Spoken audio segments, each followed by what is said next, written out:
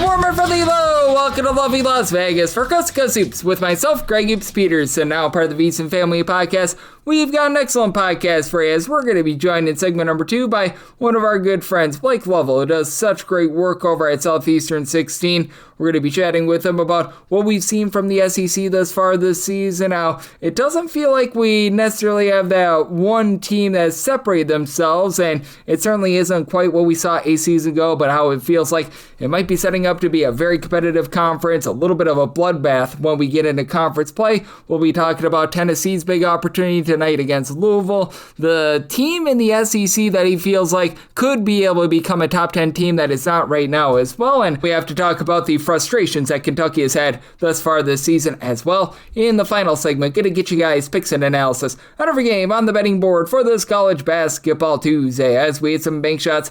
If you have a question, comment, segment idea, what have you for this podcast, you do have one or two ways we'll fire those in. First one is my Twitter/X timeline at gunit_81. Keep in mind, Larry CM, they mean does not matter, so as per usual, please do send these into the timeline. And the other way is find an Apple Podcast review. If you rate this podcast 5 stars, it is very much appreciated. From there, you're able to fire in whatever you'd like to hear on this podcast via that 5-star review. While I did not get in any Twitter/X questions today, everything is powered by Better. That is BETR. Better is making it all the better to be able to get on daily fantasy by making it easier than ever before, because by being a listener to this podcast, you go to betr.app, you type in the promo code of VSiNPod, that is VSINPOD, that gives you $10 for free, and all you need to do is take a look at a player's stat line, determine whether or not they're going to go over or under it. Additionally, you can bet on money lines and spreads in jurisdictions that allow for it as well, and you're all good to go, and we're all good to go to take a look back at what was a very, very small slate of college basketball on Monday, try to find some trends and try to get to know these teams a little bit better.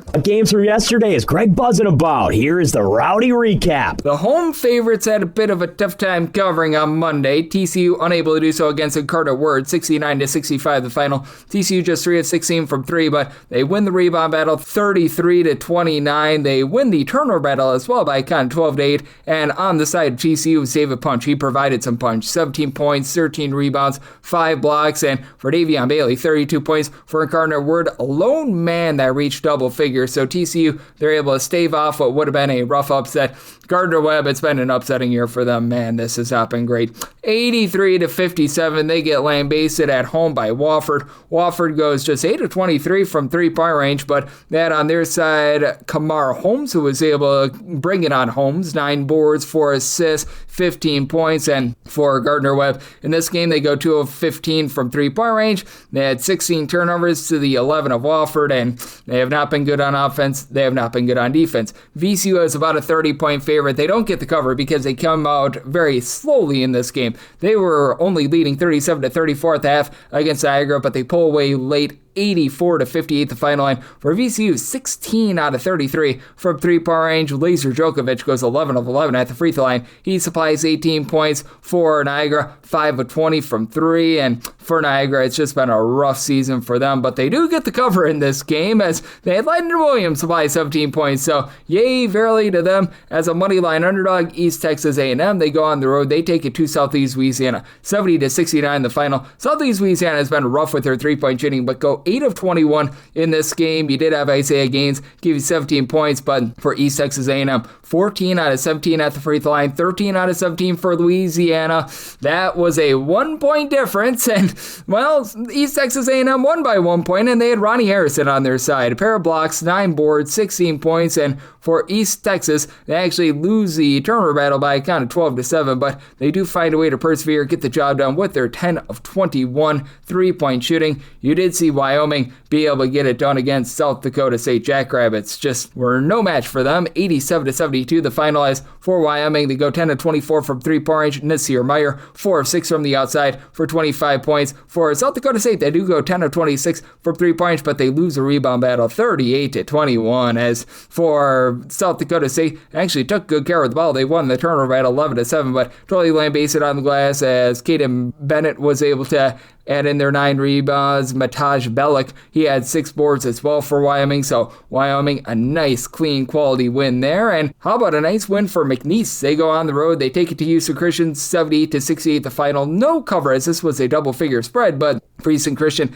10-23 from three-point range. You had Ryan Bartley supply 14 points, and McNeese pretty efficient from the floor. They shoot 59% despite going just 7-21 from three-point range. Won the turnover battle 10-8, win the rebound battle 30-28, and Larry Johnson, no relation to the Chiefs running back, he was able to give the team 22 points. And then you did see a Alabama A&M win as a little bit of an underdog, 68-60 the final. As for North Alabama, they go 8 of 19 from 3, but a double-figure lead in this one, and they got lambasted on the glass, losing that rebound battle by a count of 42-32. Katavius Ozer was able to bulldozer his way to victory, 24 points, 5 boards, 4 assists, and then you had Corn Davis be able to supply 16 points as well. And if you're taking a look at trend-wise, what we're all getting in college basketball right now, just in terms of Monday and Monday alone, in a very small slate, the favorites, they just did not have themselves a good time of it. I believe that only 3 favorites were able to cover, but if you look at the last 7 days in college basketball, favorites, they're hitting at only about 46.5%, 83, 96, and 5 against the spread. Meanwhile, the over rate just a hair above 50.5%, 93 overs, 90 unders, and if math serves me correct, we have had one push along the way as well. And if you're taking a look overall this college basketball season, the under rate is 50.7%, 869 unders to 844 overs. Meanwhile, favorites on the spread for the season hitting at 51.1%, 870, 834, and 28. So that's what we're seeing in college basketball right now, and that's what we're all getting trend-wise. Coming up next, how about if we talk a little SEC with our good friend Blake Lovell of Southeastern 16 right here on Coast to Coast Hoops with myself, Greg Peterson, now a part of the VSiN Family Podcast.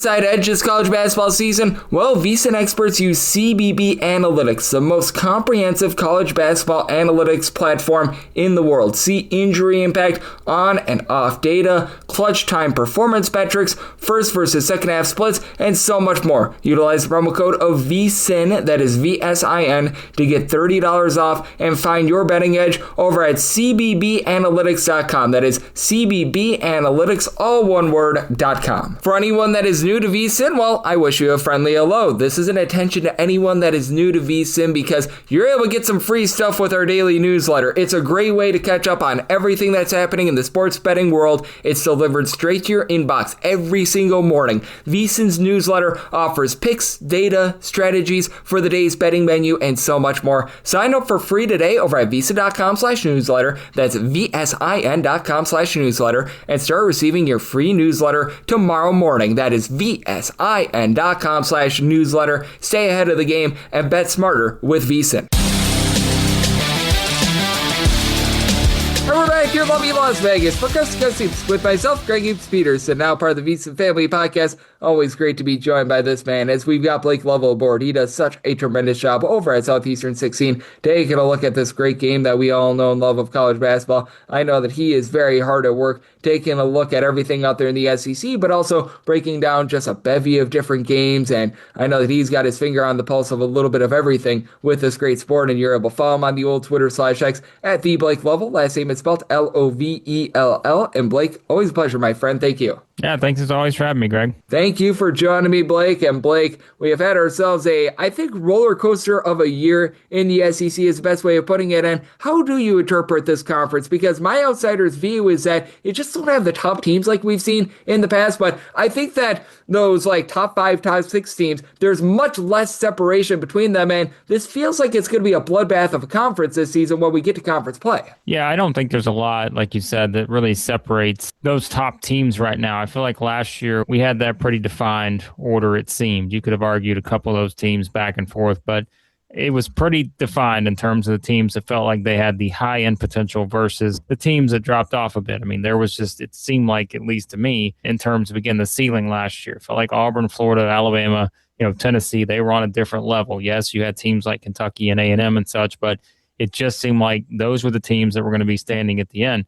This year, it's hard to pick any with any confidence right now, maybe who that last group of 4 is going to be. I do think, so far, it seems like there's a little bit of maybe separation, with a team like Arkansas right now, to me, maybe playing the best of anybody in the SEC. I still think Vanderbilt, for whatever reason, people are not buying Vanderbilt, even though they have more quad 1 plus quad 2 wins than anybody in the SEC at the moment. They've beaten basically 4 top 50 teams, I think by an average of 17 and a half points or something like that. It's just one of those things where when you look at teams like that, Alabama has still looked good overall. They kind of have that, ugly performance on their resume like the one they had against Arizona, but Arizona's Arizona.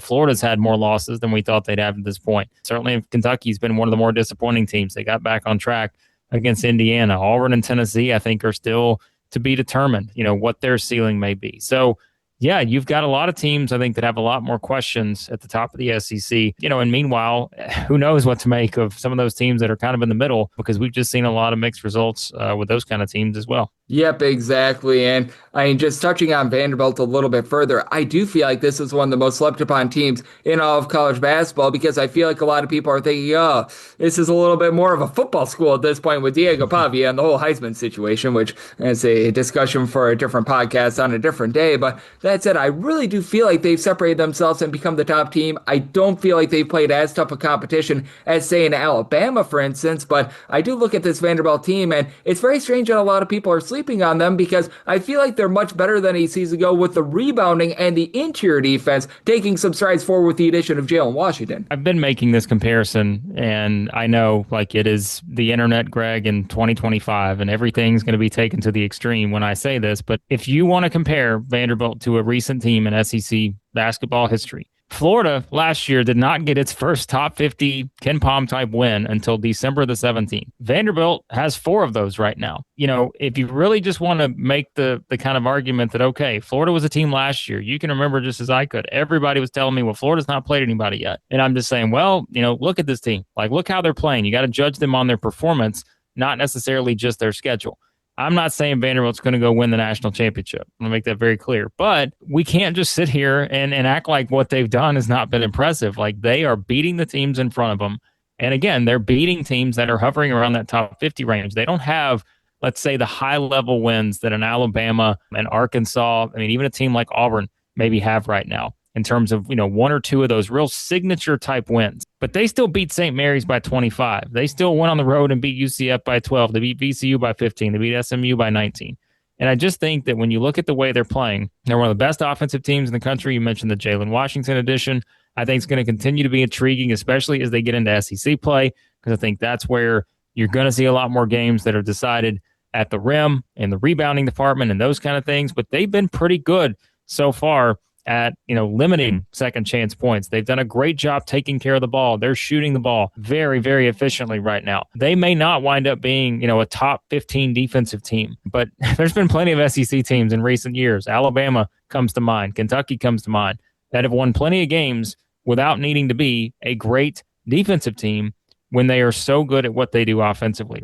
Top 5 offensive team in the country. So I keep saying, Greg, I think this is a week where a lot of people that are not on the Vanderbilt train are rooting for them to lose, because they have 2 straight road games at Memphis and Wake Forest. And quite frankly, they could lose one or both of those games. I'm not going to say that I'm just going to completely abandon the idea that this may wind up being the best or maybe second best, third best team in the SEC this year. The formula is there based on what I've seen with this roster. And the team that is going to be playing, that is the main one from the SEC on Tuesday, is going to try to have something to say about that as well, as Blake Lovell does such great work over at Southeastern 16, joining me on Coast to Coast Hoops. That'd be Tennessee. They get a big, giant test from Louisville at home, a golden opportunity for them as a very slim, as I'm seeing it, 1 to 1.5 point underdog. So this is a relative toss-up game. How do you see this one? Because with Tennessee, they've taken a few losses, but obviously against good competition. But I think you'd agree with me. The biggest issue that Tennessee right now has is ball security, and just the fact that they no longer have Zakai Ziegler, I think, has really popped up here in the early part of the season. Yeah, I feel like for me, for Tennessee, this is like their last stand, because I'm just I am hanging on with Tennessee right now and feeling like I want to keep putting them in that category of, let's say, teams like Florida and Alabama that feel like, okay, I know there have been a little bit up and down results, but it's still Tennessee. It's still a Rick Barnes coach team.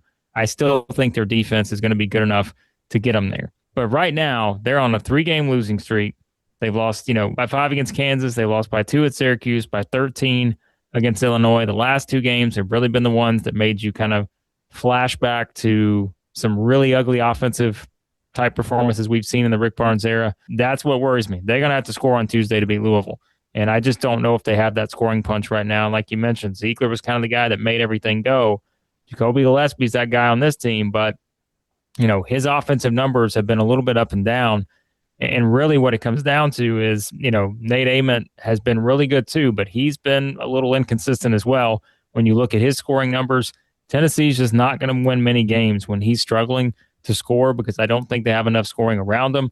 That depth in the front court took a little bit of a hit, when they announced that Cade Phillips is going to be out for the season. So that's another big guy that you're losing from that front court. And I think it's going to be interesting because I think when you look at kind of where they are, J.P. Estrella missed the games with injury, has not really been the player that he was, those first several games of the season. I just think Tennessee's hard to figure out. This feels like a monumental game for the Vols because, they're going to start SEC play 2 of their first 3 games at Arkansas, at Florida. If they're riding a 4-game losing streak going into 2 games that really don't mean anything against Gardner-Webb and South Carolina State, yeah, I think it's going to be maybe panic button time for the Vols if they're not able to win this game at home. Yep, and I think that this is going to be a big game for them, and it's also going to be a big game for Louisville as well, a team that I feel like is just sort of on the outside looking in terms of that like top teams in all of college basketball discussion, because I do feel like we've had really 4 teams be able to separate themselves. Arizona, the obvious number 1, Michigan is right there, Iowa State, they've been able to do a rock solid job as well, and then Duke, and then you sort of have those teams that have 1 loss, but they lost to those top teams like Gonzaga with 1 loss, but they lose to Michigan State, or they lose to Michigan. You've got a 1-loss team that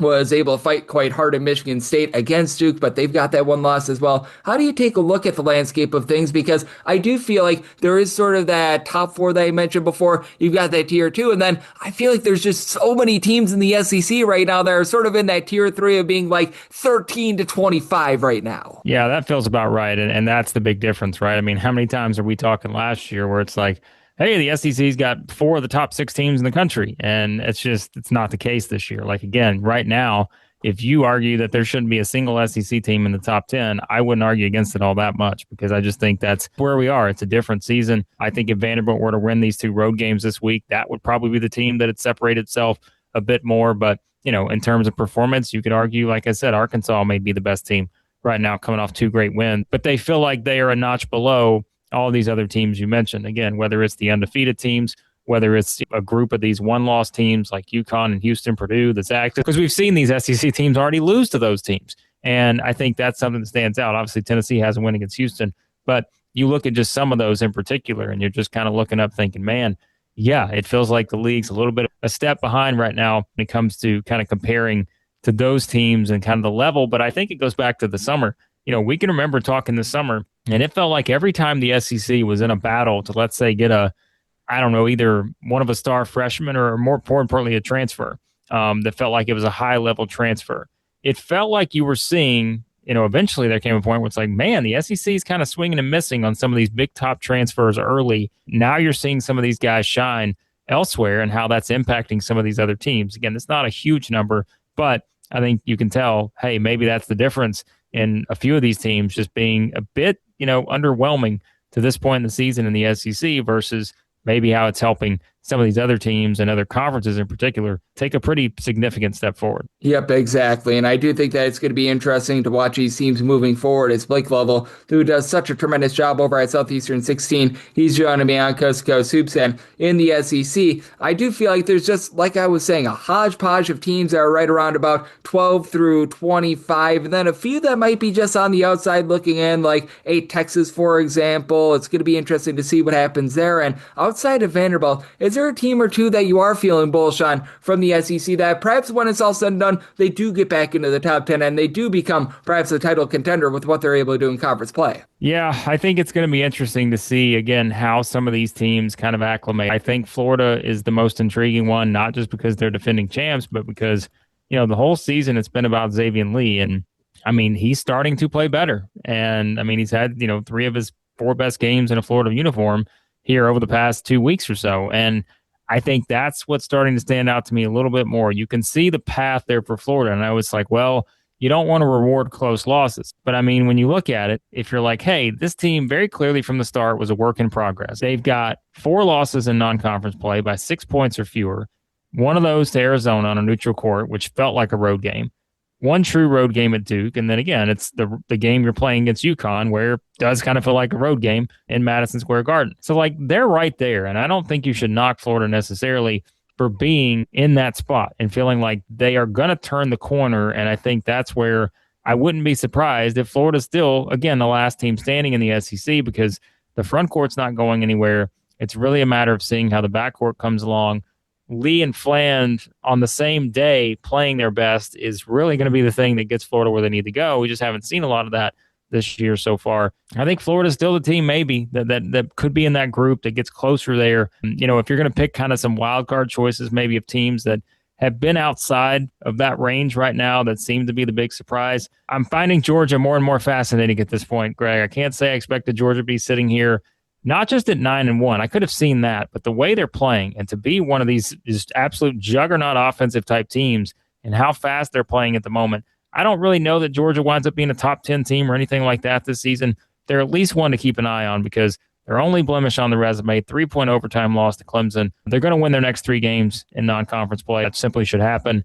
And then they've got a very intriguing start to SEC play, home against Auburn, then at Florida. So keep an eye on the Bulldogs. Again, I don't know that they're going to be an SEC title contender. I'm just not sure I'm all the way there yet. We'll see what happens when competition gets better, but they could be a surprise team to keep an eye on. And I'm so glad that you mentioned that phrase of surprise teams, because obviously we've talked a lot about the SEC thus far, and it can be an SEC team. I'm not against that, but just in terms of the landscape of college basketball right now, who are a few teams that have surprised you, whether that be to the positive or the negative thus far this season? And like I said, can be SEC, can be a different conference, but just a few teams that you have your eye on right now, and you're trying to see if they keep going, either they're good or bad start to the season. Yeah, I think there's a couple in particular. I could mention the obvious one that everybody's probably mentioning, and that's Nebraska. I don't think I expected them to be sitting here at 11-0 right now, coming off a road win in Illinois to get to number 11. So I think that's certainly been one of the biggest stories of the season without question. Virginia's an interesting team. We may have talked about Virginia when they played that quote-unquote secret scrimmage or exhibition against Vanderbilt.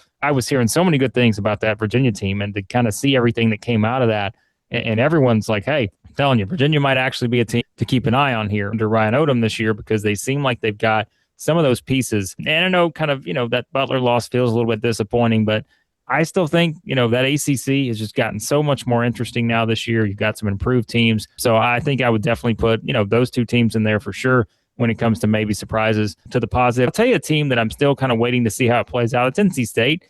They're coming off that close loss against Kansas. I do think that by the end of the season, this is going to be one of those teams you're just not going to want to play. And I know they've lost some games they'd like to have back in non-conference play so far. Maybe a little bit surprised they haven't gotten off to a better start, but maybe when you consider the schedule and just all the new pieces, it shouldn't be that huge of a surprise. So those are just some of the teams, I think, Greg, that have kind of stood out to this point so far. And yeah, this is where we really start to learn and see how some of these teams are going to eventually mesh together. Again, the ACC is fascinating for me, not just because we see the challenge now every year with the SEC, and we saw that one swing a little bit, back in the ACC, getting a few more wins this year than last year, which wasn't going to be hard to do. But I think the ACC as a whole is pretty fascinating right now, and I think that's going to be maybe not an interesting title race, because I think you're going to see, Duke and Louisville, I feel like, are still going to be able to separate themselves. North Carolina will be in there, of course, but I'm kind of curious about that next group of teams. Again, whether Virginia is in that title tier. What does a team like Clemson look like in a month? Miami, Wake Forest,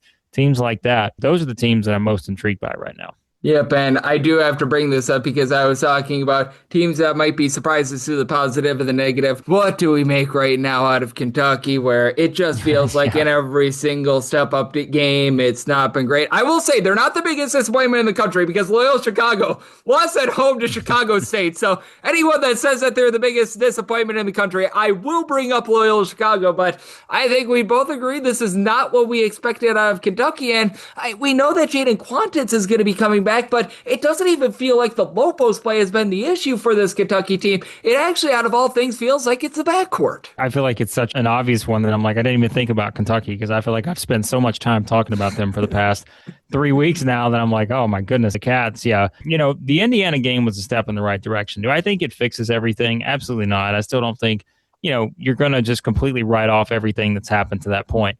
But when you compare how they played against Gonzaga, and then you compare how they played against Indiana, it looked like two different teams. And I know that there is a bit of a gap between those two opponents in terms of their strength and what they are probably going to achieve this season. But to look like a team that simply played with more effort, when anytime you have a team that's not just questioning their own effort, but other people are questioning as well, that's not good. And that was kind of the talking point coming out of the Zags game. I think it's just you're not used to seeing Kentucky in this spot when, you go 0-4 to start in your big games, the games that, again, Mark Pope gets paid to win. They started 0-4 in those games. They win the Indiana one, got a chance to turn it around even more if they can beat St. John's on Saturday. And boy, you want to talk about an important game, it feels like. Even with the Indiana win, if you lose to St. John's and Rick Pitino, that's not going to feel good for Kentucky fans to be like, all right, we went 1-5 in our big games in non-conference play heading into the SEC. And so I just think it's really a mix of a lot of things. The chemistry hasn't been there. This team just doesn't have an identity still. But I say all that to say that I still think that there's a chance that the Indiana win's going to help them turn the corner here. But also, until they get Jaden Quaintance back, Jalen Lowe has not, just whether injury, he just has not been, I think, what most people expected him to be. But again, you can't necessarily just blame him for that. He's had to fight through injuries and that kind of stuff. Yeah, it's just been kind of a whirlwind for Kentucky to this point. And I think that right now, when we see how the rest of the way it plays out, Mark Pope's kind of in a situation where he's going to have to play the guys that he feels like gives them the maximum effort, the guys who gives them a chance from just a communication, team type standpoint, because those are the things that really stood out to the negative in those 4 games that they lost before, finally getting a big win against Indiana. Yep, it is going to be so fascinating to take a look at them. We've got a lot of big games in the SEC coming up before SEC conference play. Blake, you've got your finger on the pulse of all of them. You do such a great job looking at this magnificent game of college basketball. So love to get people at home know what's on tap for you and how people can follow along on social media and other platforms. Yeah, always appreciate it, Greg. Yeah, you can check us out, Southeastern 16 on YouTube or any podcast app you use. Daily SEC basketball coverage right now. And yeah, for all my other college basketball stuff, you can follow me on Twitter /X at the Blake Lovell. And Blake does such an incredible job looking at this great game of college basketball. And every single time he joins me, he lends such good insights. So big thanks to Blake for joining me on Coast to Coast Hoops, now part of the VSiN family of podcasts. And coming up next, it is that time of the podcast. I give you picks and analysis on every game on the betting board for this college basketball Tuesday as we hit some bank shots.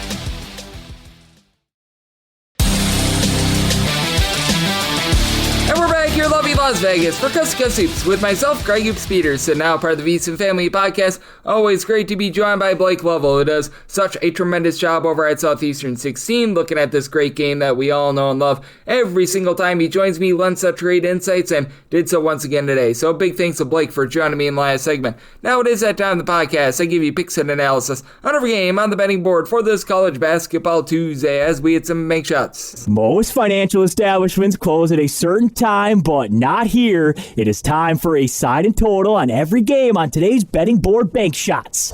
Do note that as per usual, any changes that are made to these plays will be listed up on my Twitter /X feed at gunit_81, and we are going to be going in Las Vegas rotation order. This is where we go with the games involving 2 bigger conferences first, and then the extra games, they involve any teams from these conferences: the MEAC, the SWAC, the Patriot League, the America East, the Atlantic Sun, the Northeast Conference, and the Southland. I believe that we have got them all, so let's get things started. 601, 602 on the card. Toledo is on the road against Michigan State, and Michigan State is a 22.5 to a 23.5 point favorite. 151.5 is the total, and I did set a total of a 149.5. I'm in on the under. You've got a Michigan State team that is a top 20 team in terms of points allowed on a per possession basis, and with this Michigan State team, they have done a really nice job in terms of slowing things down. 309th in the country in terms of total possessions per game. Meanwhile, for Toledo, they're a really efficient offense, but they're not necessarily playing at warp speed. About mid-tempo, 166th in the country in terms of total possessions per game. It's a Toledo team that year in and year out, they really rely upon their three-point shooting, and right now they're shooting 34% from three-point range. Not amazing, not terrible. Now, to their credit on defense, they've been better at generating turnovers. Top 150 team in terms of turnovers forced on a per possession basis, but at the cost of getting land-based and outside the top 340 in terms of opponents' two-point shooting percentage. Leroy Blyden Jr. has been one of your main guys for Toledo, 14 points, 5 assists, 2 steals, so he's been able to do a nice job filling it up there, and he shoots 46% from three-point range. And then Sonny Wilson, main scorer, 16 points on 36% three-point shooting, but I just don't think that this team is going to be able to hold up down low. You do have Sean Craig, Austin Parks being able to combine for about 13.5 rebounds per game, but Jackson Kaler and company, they have done a tremendous job on the boards for Michigan State, top 10 team with regards to defensive rebound percentage and overall rebound percentage. Kaler, 10 boards, about 14 points per game. Jeremy Fears continues to be really efficient with the ball, 9.7 assists to 2.2 turnovers per game. As Michigan State, they're starting to heat up with their three-point shooting. They went 10 of 18 against Penn State. I think that regresses a little bit, but they're clearly improved with that outside shooting, with Divine Okachuwu now shooting 52% from three, only supplying the team with about 6 points per game, but with Carson Cooper giving about 10.7 boards, and with this Michigan State team doing such a good job of being able to guard the arc, top 50 team with teams shooting less than 30% from three. Do you think that Michigan State gets the job done and keeps this a little bit lower scoring? So my total 149.5. I like the under, and I'm a little to 23 with Michigan State. 6-3, 6-4 on the card.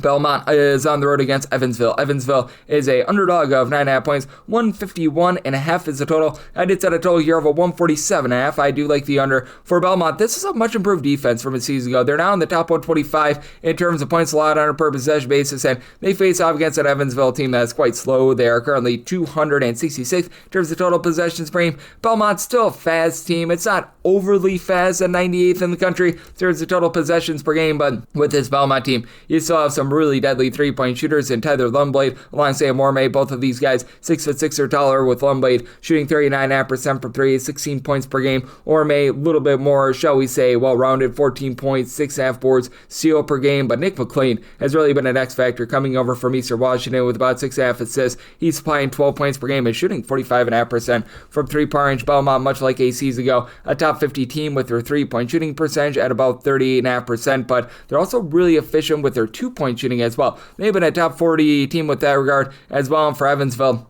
this is a unit that has really a little bit of a forte with regards to rebounding. They've been a top 250 team with that regard, as you've got Joshua Hughes, Connor Turnbull, pair of forwards combining for about 11 rebounds per game. And Turnbull does give you 3 blocks per game. And Hughes, he actually shoots about 43.5% from three, like 6'7", 6'8", 10 points per contest. But backcourt play has really taken a bit of a dive for this team. They're outside the top 250 in terms of turnovers on a per possession basis. Keyshawn Porter has come in from NC Central. He's trying to be one of the main leaders. He's give you about 9 points per game, but shooting less than 20% from three. Leaf Muller has had to be the main facilitator with about 4 assists to 2.5 turnovers per game. And for Evansville, they are really giving it up from three-point range. Teams are shooting about 37% from the outside against them, but I look at this improved Belmont defense, and I do think that they're going to be able to do a great job in this ordeal with Belmont. Right now, they're holding teams shooting less than 31% from the outside, and been a top 75 team in terms of their two-point shooting percentage as well. Belmont really doesn't generate a lot of second and third chances outside the top 275 in terms of offensive rebound percentage, so I do think that that's enough to be able to keep this under. I did set my total at a 147.5. I do like the under with Belmont. Only set them as a 9.5 point favorite. Right now, I'm seeing a 10 out there. I do think that with Evansville and what they've got down low, that's going to be just enough for them to be able to hold in there. So I'm going to take 10 plus here with Evansville as a home dog, and I'm going to be in on that total under as well. 6-5, 6-6 on the card. St. John's, they play us to DePaul, and DePaul finds themselves as a very sizable underdog right now. They are checking in 18 to 18.5 point underdogs. Total on this game, it is 151.5, and I did set a total of a 147.5. I like the under. Now for St. John's, this is a unit that is looking to play quite fast. Well, you've got a DePaul team that's very much mid-tempo, about 182nd for DePaul in terms of total possessions per game. St. John's gunning it there, 18th in the country in terms of total possessions per game. But just like last year, the St. John's team has been really good with their defense, currently checking in 31st in the country in terms of points scored on a per possession basis. And you take a look at them specifically in their home games and their home games only, they have been a top 25 unit with this regard. Meanwhile, you've got a DePaul team that has been 36th in terms of points per possession allowed, but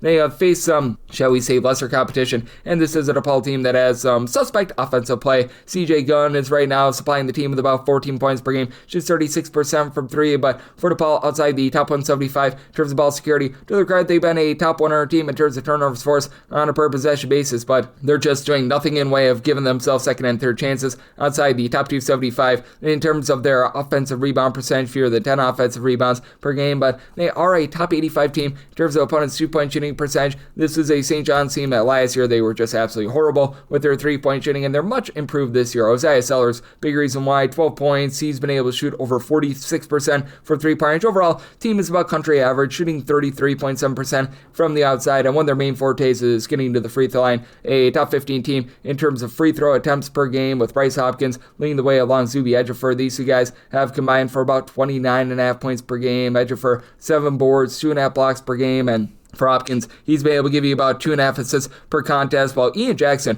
has been able to step up coming over from North Carolina, about 11.5 points per game, and it's really just a well-rounded effort. Right now for St. John's, you've got 6 different guys that give you over 10 points per game. Now, St. John's is turning the ball over quite a bit. They're outside the top 225 in terms of ball security with about 13.5 turnovers per game, but they're also in the top 100 in terms of opponents' 2-point and 3-point shooting percentage. They do give up a lot of second chances on glass, outside the top 250 in terms of defensive rebound percentage, but they're one of the best shot blocking teams in all of college basketball as well. So I do think that you're going to get more of a defense-oriented game. I set my total at a 147.5. I like the under. And with the Johnnies, I'm willing to lay up to 19 with them. 607, 608 on the card. South Carolina is on the road against Clemson. Clemson on 11.5 to a 12.5 point favorite. 139.5 to 141 is the total. And I do like the under. I set my total at a 137. I have a Clemson team that they're still a relatively slow team. They're not as slow as they have been in past years, but they're still checking about 291st in the country in terms of total possessions per game. South Carolina, more of a mid-tempo team at about 209th in the country in terms of total possessions per game, and both of these teams have been really good at taking care of the ball. South Carolina is 20th in the country in terms of fewest turnovers on a per possession basis. Clemson is 13th, and for the South Carolina team, they're really not going to press the issue. They're outside the top 300 in terms of turnovers forced on a per possession basis, but really good at guarding the arc. Right now, 5th in the country with opponents shooting less than 26% from 3-point range, and they've got Michi Johnson back, which he's had a long and winding road, 15.5 points, 3.5 assists, shooting 37.5% from 3 for a unit that is only shooting about 31.5% from the outside. Mongolia Mike has been versatile with 11.5 points, 6.5 boards, 2.5 assists, so you do like what you're seeing there. Kobe Knox has been able to step up from time to time with about 9 points, nearly 3 assists per game as well. And then for Clemson, you don't necessarily have that one go-to scorer on this team. It's another one of those holes greater than the sum of its parts sort of units, as right now for Clemson, you've got 9 different guys that give you at least 6.2 points per game. Your lone 2 guys are give you over 10 points per game. Justin Porter with 10.8 points per contest, shoots 37% from 3. And then your main big man in RJ Godfrey, 6.5 boards. He's been able to supply 12 points per game. Clemson has been relatively solid in terms of giving themselves second and third chances. Top 85 team in terms of percentage of their missed shots. They result in an offensive rebound, but I mean, much like South Carolina, not going to really force the issue outside the top 250 in terms of turnovers forced on a per possession basis. And this is another team that's really good at guarding the 3-point line. Teams were shooting only about 27.5% from the outside against them. That's the top 30 mark in all of college basketball. A little bit vulnerable on the inside, outside the top 125 in terms of opponents' 2-point shooting percentage, but I do think that with Clemson, they're really well-rounded. They're about 31st in the country in terms of points per possession, 50th in terms of points allowed on a per possession basis, and South Carolina is sort of like a, shall we say, lighter version of that. I do think that South Carolina does a good job of holding in there, as other than Godfrey, nobody else for Clemson is really give you over 6 rebounds per game. Carter Welling, though, has been able to give you about 5.5 boards, and Nick Davidson has been solid, but I do think that South Carolina does just enough to hold in there in this interstate rivalry. Semi-line at 9, taking the points with South Carolina, like the under semi-total at a 137. 609, 610 on the card. It is Delaware. Playing goes to Rider, and Rider finds themselves as underdogs of 8 to 8.5 points. Total, you're going to be getting this at a 131 to a 132.5, and I said Delaware is a 12.5 point favorite. I'm going to be one to lay.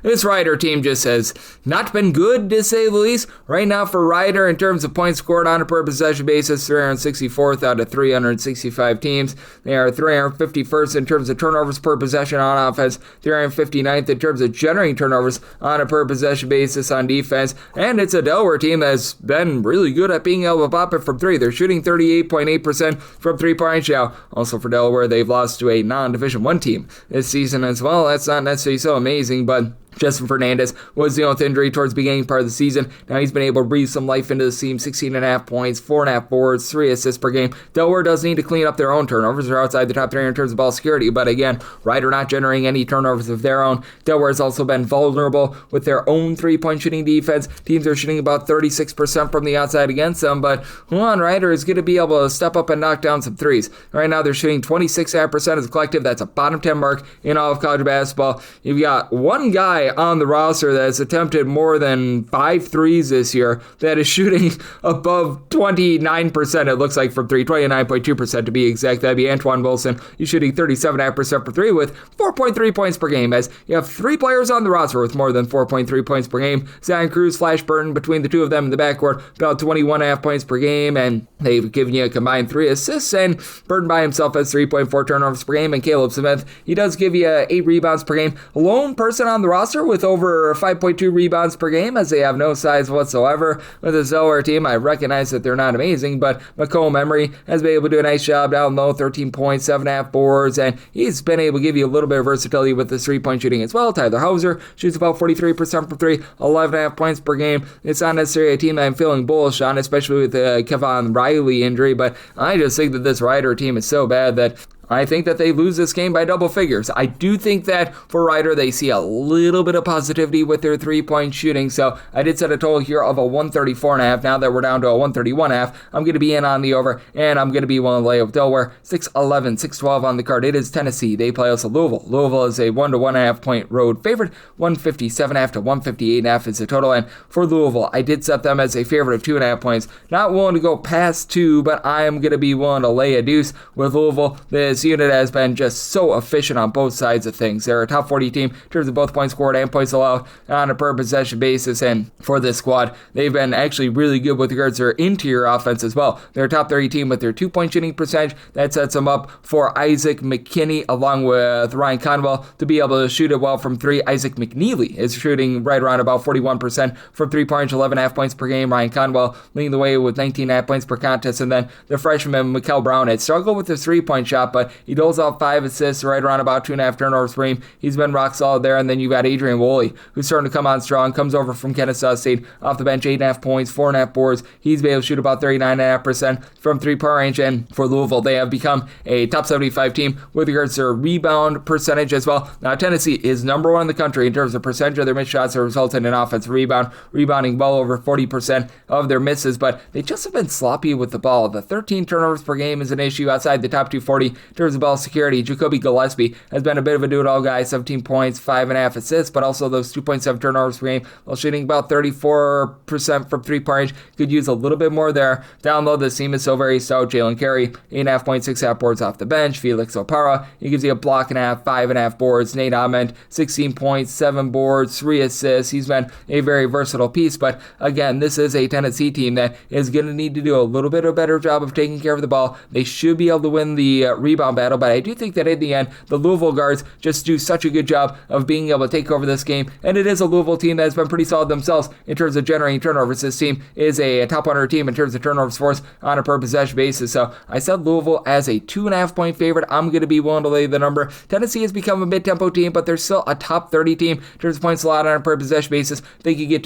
just enough defense for the under, set a total of 154.5, so I'm also in on that under. 613, 614. Florida International is on the road against Miami. Miami is a favorite of 22.5 to 23.5 points. 155.5 to 156 is the total, and with Miami, I set them as a favorite of 23 points, between 22.5 to 23.5. Personally, I'd rather take the 23.5 in this case with Florida National, mainly because you don't have as many students on campus as of right now, and I do think that that's going to provide a little bit more value to these underdogs. You do have a Miami team that's been okay with regards to their overall shooting. This has been a Miami team that's just been really dominant on the glass, so a big reason why is Malik Renew coming over from Indiana, 20.5 points, 7 boards per contest, and this is a Miami team that currently is a top 50 team in terms of rebound percentage. They're grabbing about 13 offensive rebounds per game, and this team has been pretty rock solid in terms of generating turnovers. A top 85 team in terms of turnovers forced on a per possession basis, with Drew Washington leading the way, 14 points, 2.5 steals, shoots 39.5% from 3.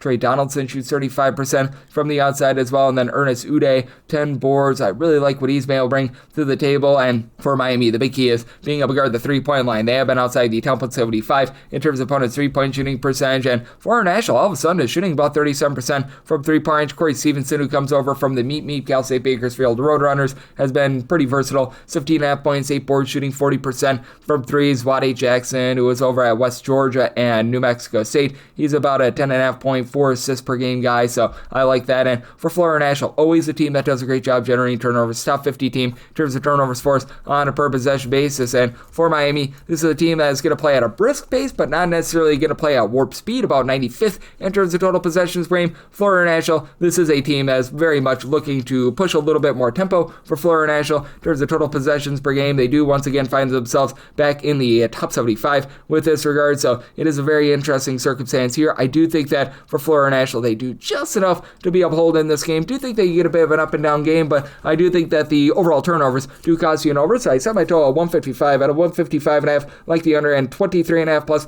We'll take those points for Florida International. 6:15, 6:16 on the card. Rhode Island is playing against Canisius. Canisius is a underdog of 22 to 22.5 points. 135.5 is the total, and I set my total at a 135.5, so we're going to look for a little bit of movement here at a 135 or less and on the over, 136 or higher to the under, so we are waiting on that. But that said, with Canisius, I set them as a 21.5 point underdog here at 22 plus. I'm willing to take the points. Canisius has done one thing very well, and that's slow games down out of 356 teams in terms of total possessions per game. They are currently checking in 364, so they've done a tremendous job there, and this Rhode Island team is not necessarily one that is cranking up the tempo as well. 289th in terms of total possessions per game. Now, Canisius, while outside the top 225 in terms of points allowed on a per possession basis, they did hold Maine to under 50 points, but that's a Maine team that's not really great. They are getting Maine this year, but you do have a guy in Brian Gomja who's been able to do a nice job with his versatility, 10.5 points, 5 boards. He's actually been able to give you about 35% three-point shooting as well. And then Khalil Singleton, he's in for 11.5 points per game. A little bit of an elevator for the team as well. Marcus Nyblack, who began his career over at Jacksonville last year, he was given that team about 10 points per game actually 2 years ago because he missed all of last season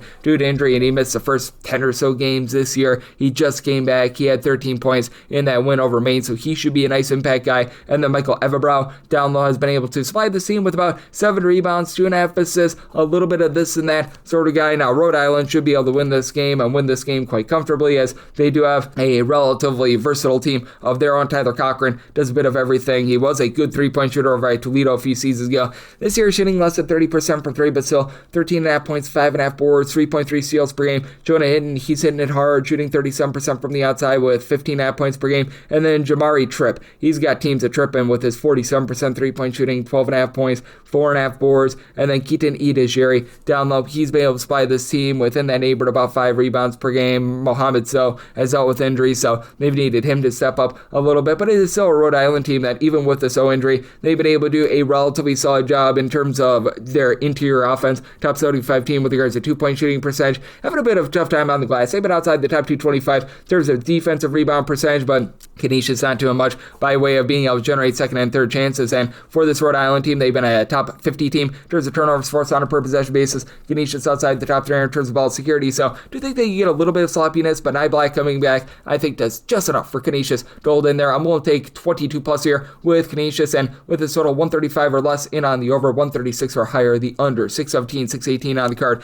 Kansas City, UMKC is going to be on the road against Oklahoma. Boomer Sooner is a 28.5 to 29 point favorite. 152.5 to 153.5 is the total, and I said Oklahoma is a 26.5 point favorite, so I'm going to be willing to take the points with Kansas City. This is a UMKC team that, if you look at them overall this season, they have been playing very quickly, very uncharacteristically quickly at that, as currently in terms of total possessions per game, 85th in the country, but they have dialed it back quite a bit recently. Over their last 6 games, they're playing at a pace of about 5 to 6 possessions fewer than they did to begin the season. I think that they're realizing that they just don't have a lot on offense or outside the top 300 in terms of points scored on a per possession basis, with 15.5 turnovers per game. You've got Uriah Evans right now leading the way with 12.5 points, but you just don't have a lot of three-point shooting on this team either. You have quite literally one player on the team that is shooting above 29% from three. Kasheem Grady shooting 36.5% from three, 10.5 points per contest. Typically, this is a team that does a nice job dominating down low. And you do have Chris Dockery along with Jerome Palm, who have been able to combine for about 13 or so rebounds per game, but team has been outside the top 300 in terms of defensive rebound percentage.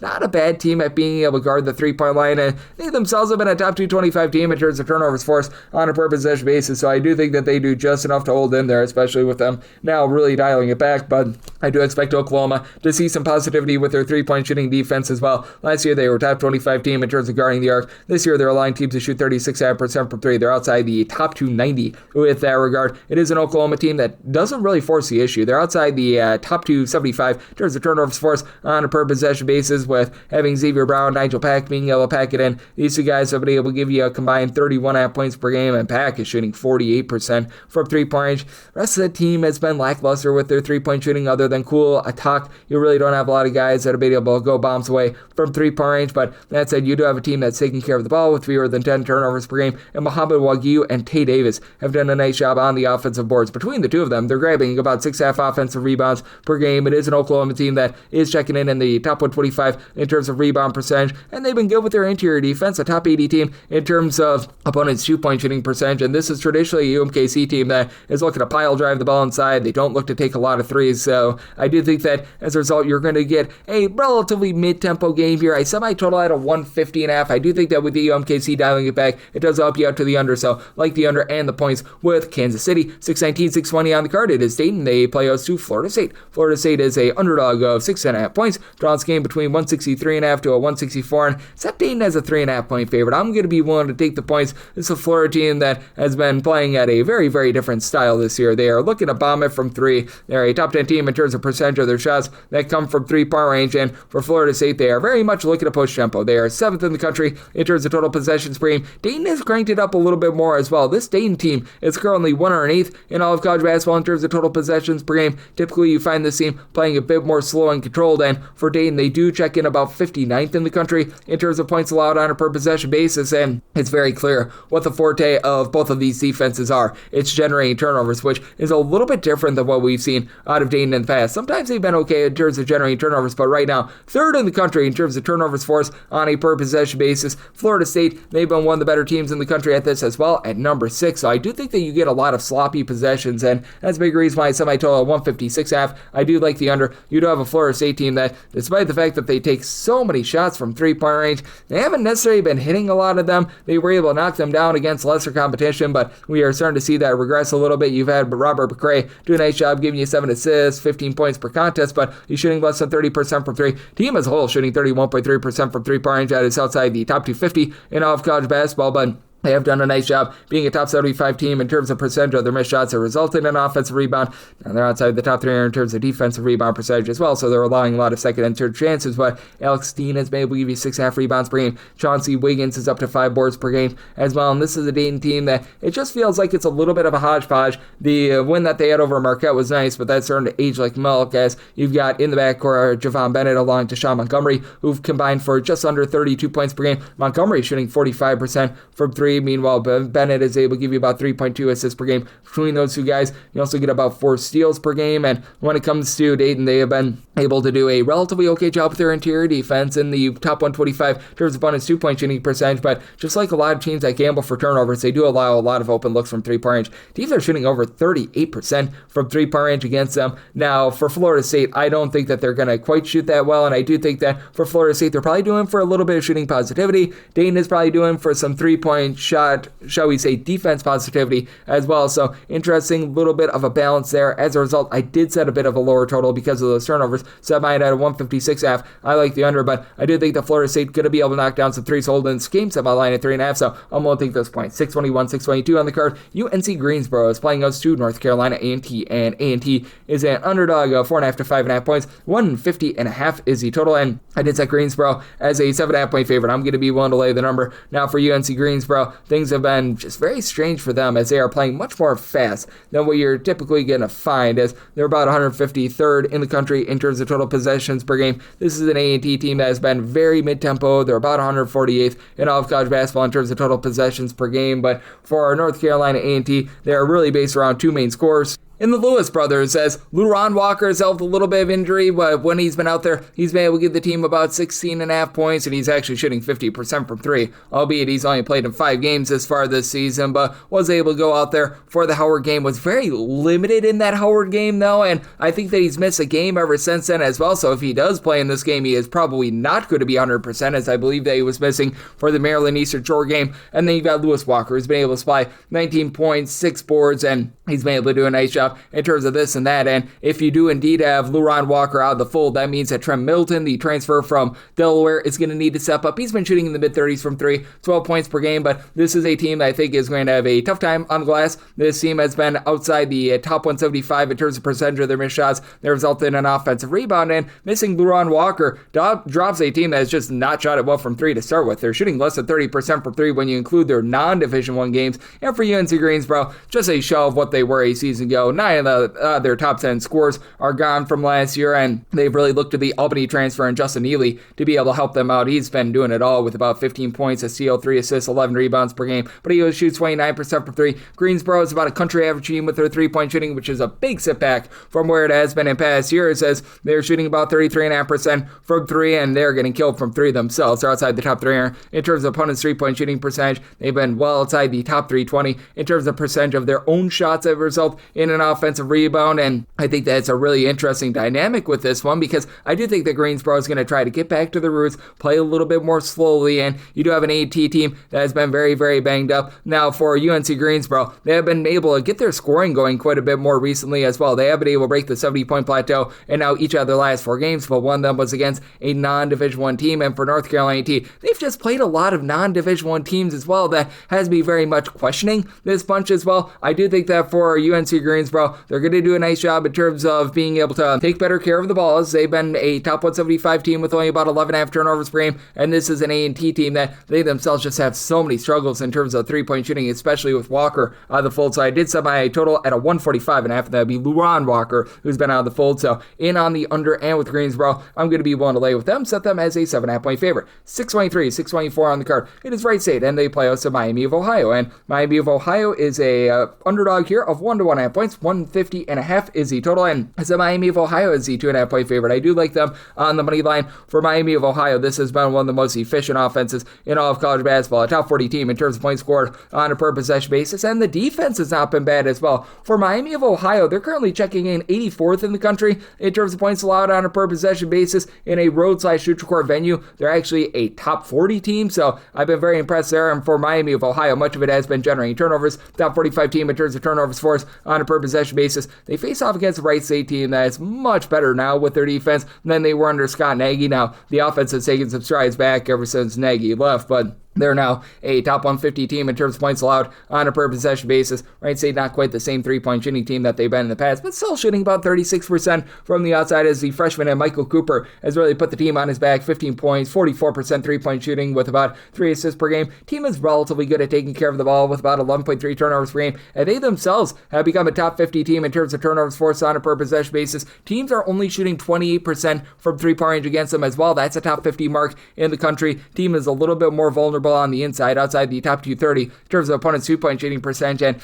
in a nip and tuck spot, this is a Wright State team that shoots less than 65% on the free throw line. Outside the top 325 with that regard, Miami of Ohio, they're a top 75 team, shooting about 76.5% at the free throw line. And that's a big reason why I did have to put Miami of Ohio as a favorite. And even if Miami of Ohio, who's right now shooting 39.5% from 3, gets cut off from 3, the team has been in the top 30 with their 2-point shooting percentage. Evan Apsaro has been able to supply 15 points, shoots 42% from 3. You've had Almar Atlison come over from Bradley. He stands 6'8". He doesn't really give you a lot of rebounding, but 12.5 points, shooting over 45% from 3. Peter Suter is right now shooting 50% from 3. And then Antoine Wolfthorpe along with Ian Elmore. These two guys have been able to combine for about 12 rebounds per game, so they've done a great job with that regard. I do think that for Miami of Ohio, though they don't grab a lot of second and third chances outside the top 275 in terms of their offensive rebound percentage, them being a top 60 team with regards to defensive rebound percentage, them generating turnovers the way that they do, and being a top 50 team in terms of 2-point shooting percentage, that does win out in this spot. So I did set Miami of Ohio as the 2.5-point favorite. I like them on the money line. Set a total of 148.5. Also went on the under. 625, 626 on the card. It is a Little Rock. They are on the road road. They are facing off against Morehead State. Morehead State is a favorite of 3.5 points. Total on this game is between 140.5 to 141.5, and I said Morehead State is an 8-point favorite. I'm going to be willing to lay the number. Little Rock is playing very slow and controlled. They're hovering right around about 310th in all of college basketball in terms of total possessions per game. Has not really resulted in good defense. They are currently 345th in all of college basketball in terms of points allowed on a per possession basis. All the while, they're not doing a great job of taking care of the ball. And this is a Morehead State defense that has also taken massive steps back. They are currently 338th in all of college basketball in terms of points allowed on a per possession basis. Now, both of these teams have played tough schedules. I would say Morehead State has been a little bit more tough, so it's a little bit more forgivable there. But the big thing with Little Rock is that even though they're going up against what is currently a very inefficient defense, 364th in ball security. They are turning the ball over on 24.7% of their possessions in a road or neutral court environment. That is second worst in all of college basketball. You've got a Morehead State team that they are 314th themselves, so lots of sloppy possessions to be added in this one. And for Little Rock, they do return a few guys from the season ago because you've got still the Memphis transfer and Jonathan Lawson give you 14 points, 3.5 boards, 3.5 assists. He's shooting 38% from three. Tongthach Kakic has been able to give you 9.5 points, 5 rebounds. I can never say his name. We gave our best effort, block and a half per game, and this is traditionally a Little Rock team that's pretty solid on the glass, but now they're back outside the top 225 with that regard, and they're just getting tattooed from three. Teams are shooting over 40% from three-point range against them. Now, for Morehead State, this is on a team that's going to go into flamethrower mode from three. They're shooting about 32.5% from the outside, but this has been a team that's been able to give themselves second chances. Top 125 team in terms of offensive rebound percentage, outside the top 340 in terms of defensive rebound percentage as well, with John Carrolling all the way to give you 8.5 points, 6.5 rebounds per game, but it's been all about Davion Cunningham along with George Marshall in the backcourt. They're both give you 12 points per game. Neither guy really shoots it well from three, but they've been able to combine for about 2.3 steals per game. It is a Morehead State team that has been a top 175 team in terms of turnovers forced on a per possession basis. Both of these teams have massive warts on the glass. Both of these teams are having a tough time taking care of the ball, and I do think that sloppiness is going to cost you on the soda. I set mine at a 138. I do like the under, but I just feel like you've got more depth here with Morehead State. I do think that they're going to do a bit of a better job in terms of being able to hit the glass, and I do think that Morehead State doing a much better job of guarding the three-point line. They're not great, but they're inside the top 300, unlike Little Rock. That wins out in this spot. Set my line at 8. I'm going to lay it with Morehead State, and I'm going to be in on the under 627, 628 on the card. It is Marist. They are on the road. They're facing off against Georgia Tech. The Ramblin' Wreck of Georgia Tech is a 6.5 point favorite, and your total on this game, it is 137.5. So Georgia Tech is a 5.5 point favorite, so I'm going to be willing to take the points. This Marist team, just as they always are, a tremendous team in terms of their defense, and it's a Georgia Tech team that has had a tough time taking care of the ball. 224th in the country in terms of turnovers forced on a per possession basis, and that actually goes way downward when they're at home. They've had a very difficult time of taking care of the ball at home. They're outside the top 280 in terms of turnovers on a per possession basis, specifically in their home games. And I will say this for Georgia Tech, the defense has been quite solid. Georgia Tech's defense is right now 27th in all of college basketball in terms of points allowed on a per possession basis, but now you go up against a Marist team that has been one of the best mid-major defenses in all of college basketball, 8th in the country in terms of points allowed on a per possession basis. You look specifically in a road/neutral court environment, that still remains number 9. Marist the last 2 years has been a top 25 team in terms of opponents' 2-point shooting percentage, and now they're doing a great job of being able to guard the 3-point line as well. This has just become a very complete defense, and then you do have a nice facilitator on the offensive side of things in Justin Bernard, who's been able to supply 11 points, 4.5 assists per game, shooting about 35.5% from three. Miles Parker, he doesn't necessarily pop a lot of threes, but he shoots 40% from three with his 6.5 points per game. And for Marist, this has been a very solid team down low, despite not having anyone that gives you over 5.3 rebounds per game. They just take a sort of bi-collective approach. You've got, at this point, 6 different guys give you at least 3.4 rebounds per game. And for Marist, they're a top 100 team in terms of defensive rebound percentage, and they face off against a Georgia Tech team that you've got Bate and Ndongo, who does a really good job down low. He's right now supplying you with about 12 points, 8 rebounds per game. He has popped a few threes in the past, hasn't done as much of that this season. And Mohamed Ciala down low, he's also supplying about 11 points. He's been able to throw in there 8.5 rebounds per game, but outside of Kwasi Reeves, shooting 40% from three, 4 boards, 14.5 points per game, you just don't get a lot of offensive help from this team. And it should be noted that Bane Ndongo has been dealing with a little bit of injury, as well as he was missing in the team's last few games. He was missing in that game against Monmouth, so even if he goes in this game, he might not be 100%. That means that you have to lean on the backcourt that has been turning the ball over too much for Georgia Tech. Now, the Georgia Tech backcourt has been good at guarding the 3-point line. Teams are shooting less than 28.5% from the outside against them. some, albeit they played some outgun competition, but you do have a guy in Cam Kraft who last year over at Miami of Ohio shot 40+% from three. That's down to 30% this season. Should see some positivity, but I don't know if it's necessarily going to come against this defense. And if Ndongo is once again out of the fold like I'm expecting him to be, that means that Lamar Washington is the only other player that gives you over 4.1 rebounds per game. That should allow this Marist team to remain lively in this game. I do think that you get a big giant slog of a game because Marist also not a team that's pushing a lot of tempo. They're 245th in the country in terms of total possessions per game. Georgia Tech is playing a bit faster at 71st, but a little bit of that is the double overtime game that they had against Maryland Eastern Shore. So set a line of a 5.5. I'm willing to take the points with Marist, and I like the under. I set my total at a 130.5. 629, 630 on the card. Missouri State plays us Oral Roberts. Oral Roberts is a 5.5 point dog. So on this game between 147 to 147.5, and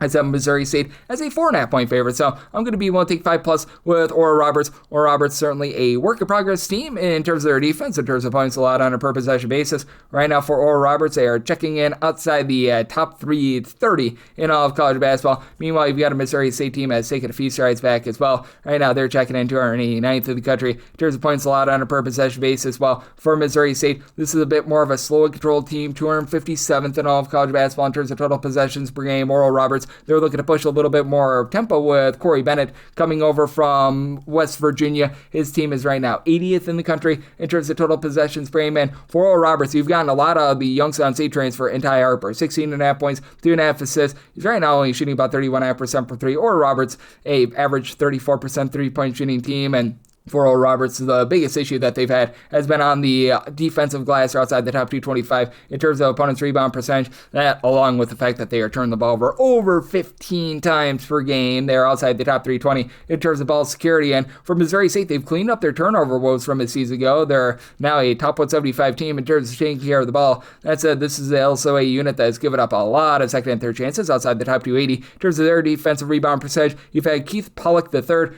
do a nice job stepping up, giving the team about 17.5 points per game. He's not necessarily shooting well from three. That's why you've got Darian Sutton, who's been able to shoot 44% from the outside. He's been able to supply the team with 9 points per game. But then you've got Michael O.C. Banusu, who only stands 6'4", but he's one of the better, shall we say, undersized rebounders in all of college basketball with about 7 boards, 13.5 points per game. Problem is, he missed each of the last 2 games. It's not looking great that he's going to play in this game either. And if he does, he's going to be less than 100%. And that means that you need a bit more of a Marko Jovic, who's been able to give you 7.5 points, 6 boards as a transfer from North Dakota, but he's now missing for quite a few games as well. He's been dealing with a lot of ailments, so we'll see if he's able to get back out there on the floor. It's a Missouri State team that's dealing with a lot of injuries on the inside. It's a Missouri State team that's not really looking to push a lot of tempo, and for Missouri State, if they do actually get to the free throw line, and Oral Roberts will put you on the free throw line, they're shooting about 68.5% at the charity stripe. They're going to need Zaxton King in the backcourt to be able to step up, giving you about 10 points. He's been able to shoot only about 26.5% from three-point range, as Missouri State as a whole shooting 29% from three. With dealing with all those front court injuries, I do think that that's going to be a little bit costly, even though you do have an Oral Roberts team that doesn't have a single guy that gives you over 5.5 rebounds per game, with Yetu Yamanashi Williams being the main guy, 7 points, 5.5 boards. Actually shot in the mid-30s from three-point 2 years ago over at Portland. He's right now shooting 23% from three, and as a result, I do think that you get a little bit more of a mid-tempo game, but I do think that this comes down to late game fouling, and I do think that Oral Roberts is going to be able to have their stamp a little bit more on this game with clean possessions. I set my line at a 150.5 with regards to this total. Lengthy over, and I'm willing to take 5+ here with Oral Roberts. 631, 632 on the card. It is Northwestern playing us of Valparaiso. Valparaiso is a 15.5 point underdog.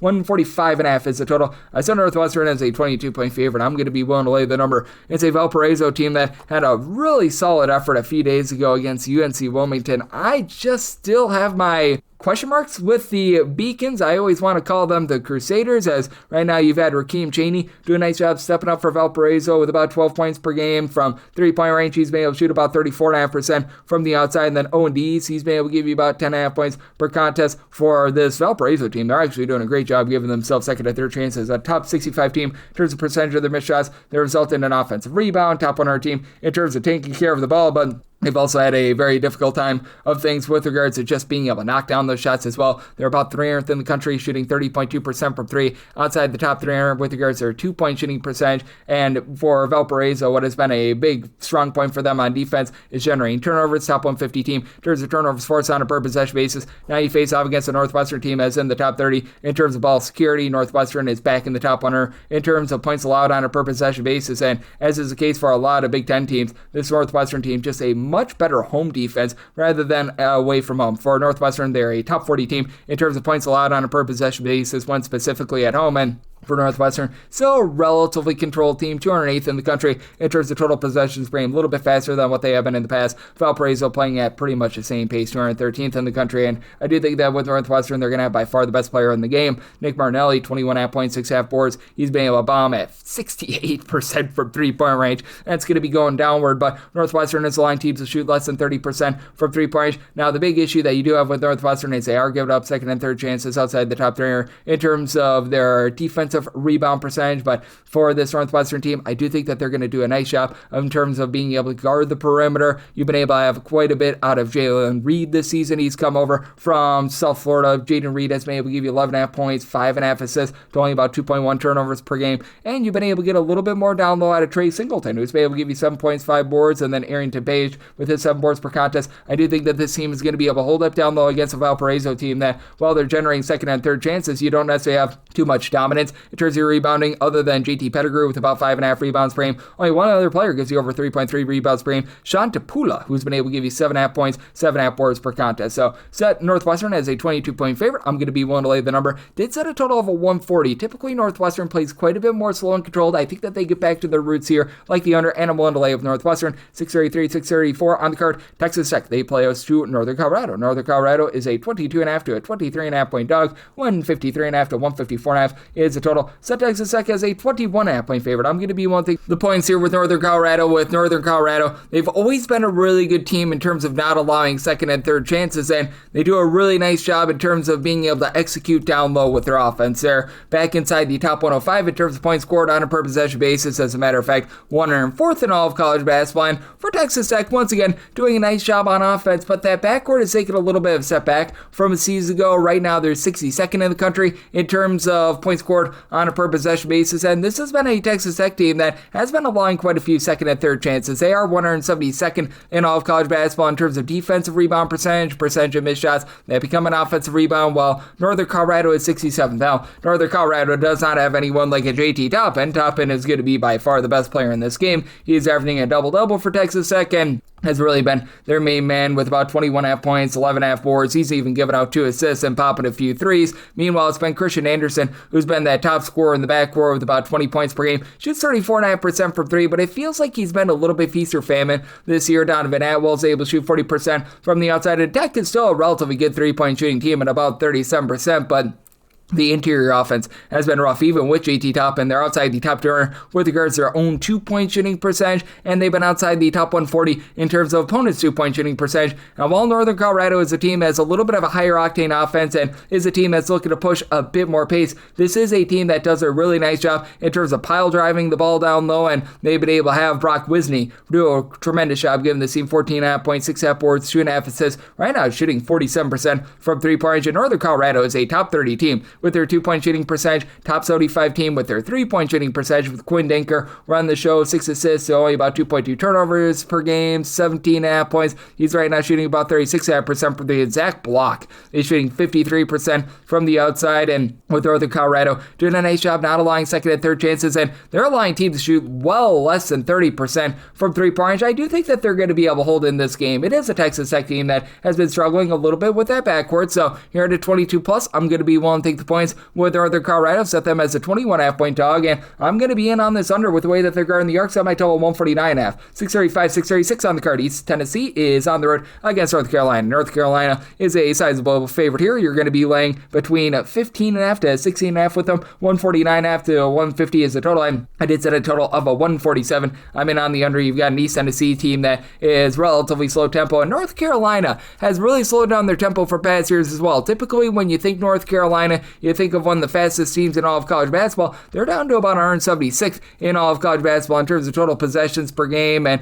when it comes to East Tennessee, they're a team that, once again, relatively slow, relatively controlled. They're about 219th in the country in terms of total possessions per game, and for East Tennessee, this is a team that when they're at full force, they're one of the better rebounding mid-majors in all of college basketball, and they're back inside the top 100 with regards to rebound percentages here with Cam Marist coming over from UMass. Lowell give you 14 points, 4 boards to lead the way in terms of scoring, and you don't have a single guy that gives you over 5 rebounds per game, but 4 of your top 5 scores give you over 4 rebounds per game, which are McCollum supplying 8.5 points, right around about 4.5 boards per game, and then Blake Barkley has been versatile, shooting 46% from 3, 12 points per game. ETSU doing a relatively solid job on the turnover front as well. A top 60 team in terms of turnovers forced on a per possession basis, and North Carolina's backcourt has been in a bit of transition. Seth Trimble is right now dealing with an injury still, so that's really caused them to rely upon Kion Evans, who comes over from Colorado State, along with Luka Brodvich, to really be headlining things. And for Evans, he hasn't been much of a scorer, 6.5 points per game, and as a matter of fact, with Trimble out, you've only got 3 players on this roster averaging more than 6.6 points per game. Caleb Wilson, who's been amazing, 19.5 points, 10.5 boards, 2.5 assists per game. Henry Vassar, 16 points, 9 boards, and he's been able to shoot 43% from 3. And then Brodvich, who's been able to give you about 12.5 points per game. Now, North Carolina doing an A job taking care of the ball, top 75 team in terms of fewest turnovers on a per possession basis, and a dominant top 40 team with regards to their rebound percentage, a top 15 team in terms of 2-point shooting percentage defense, and that really has been a big difference for North Carolina. Typically,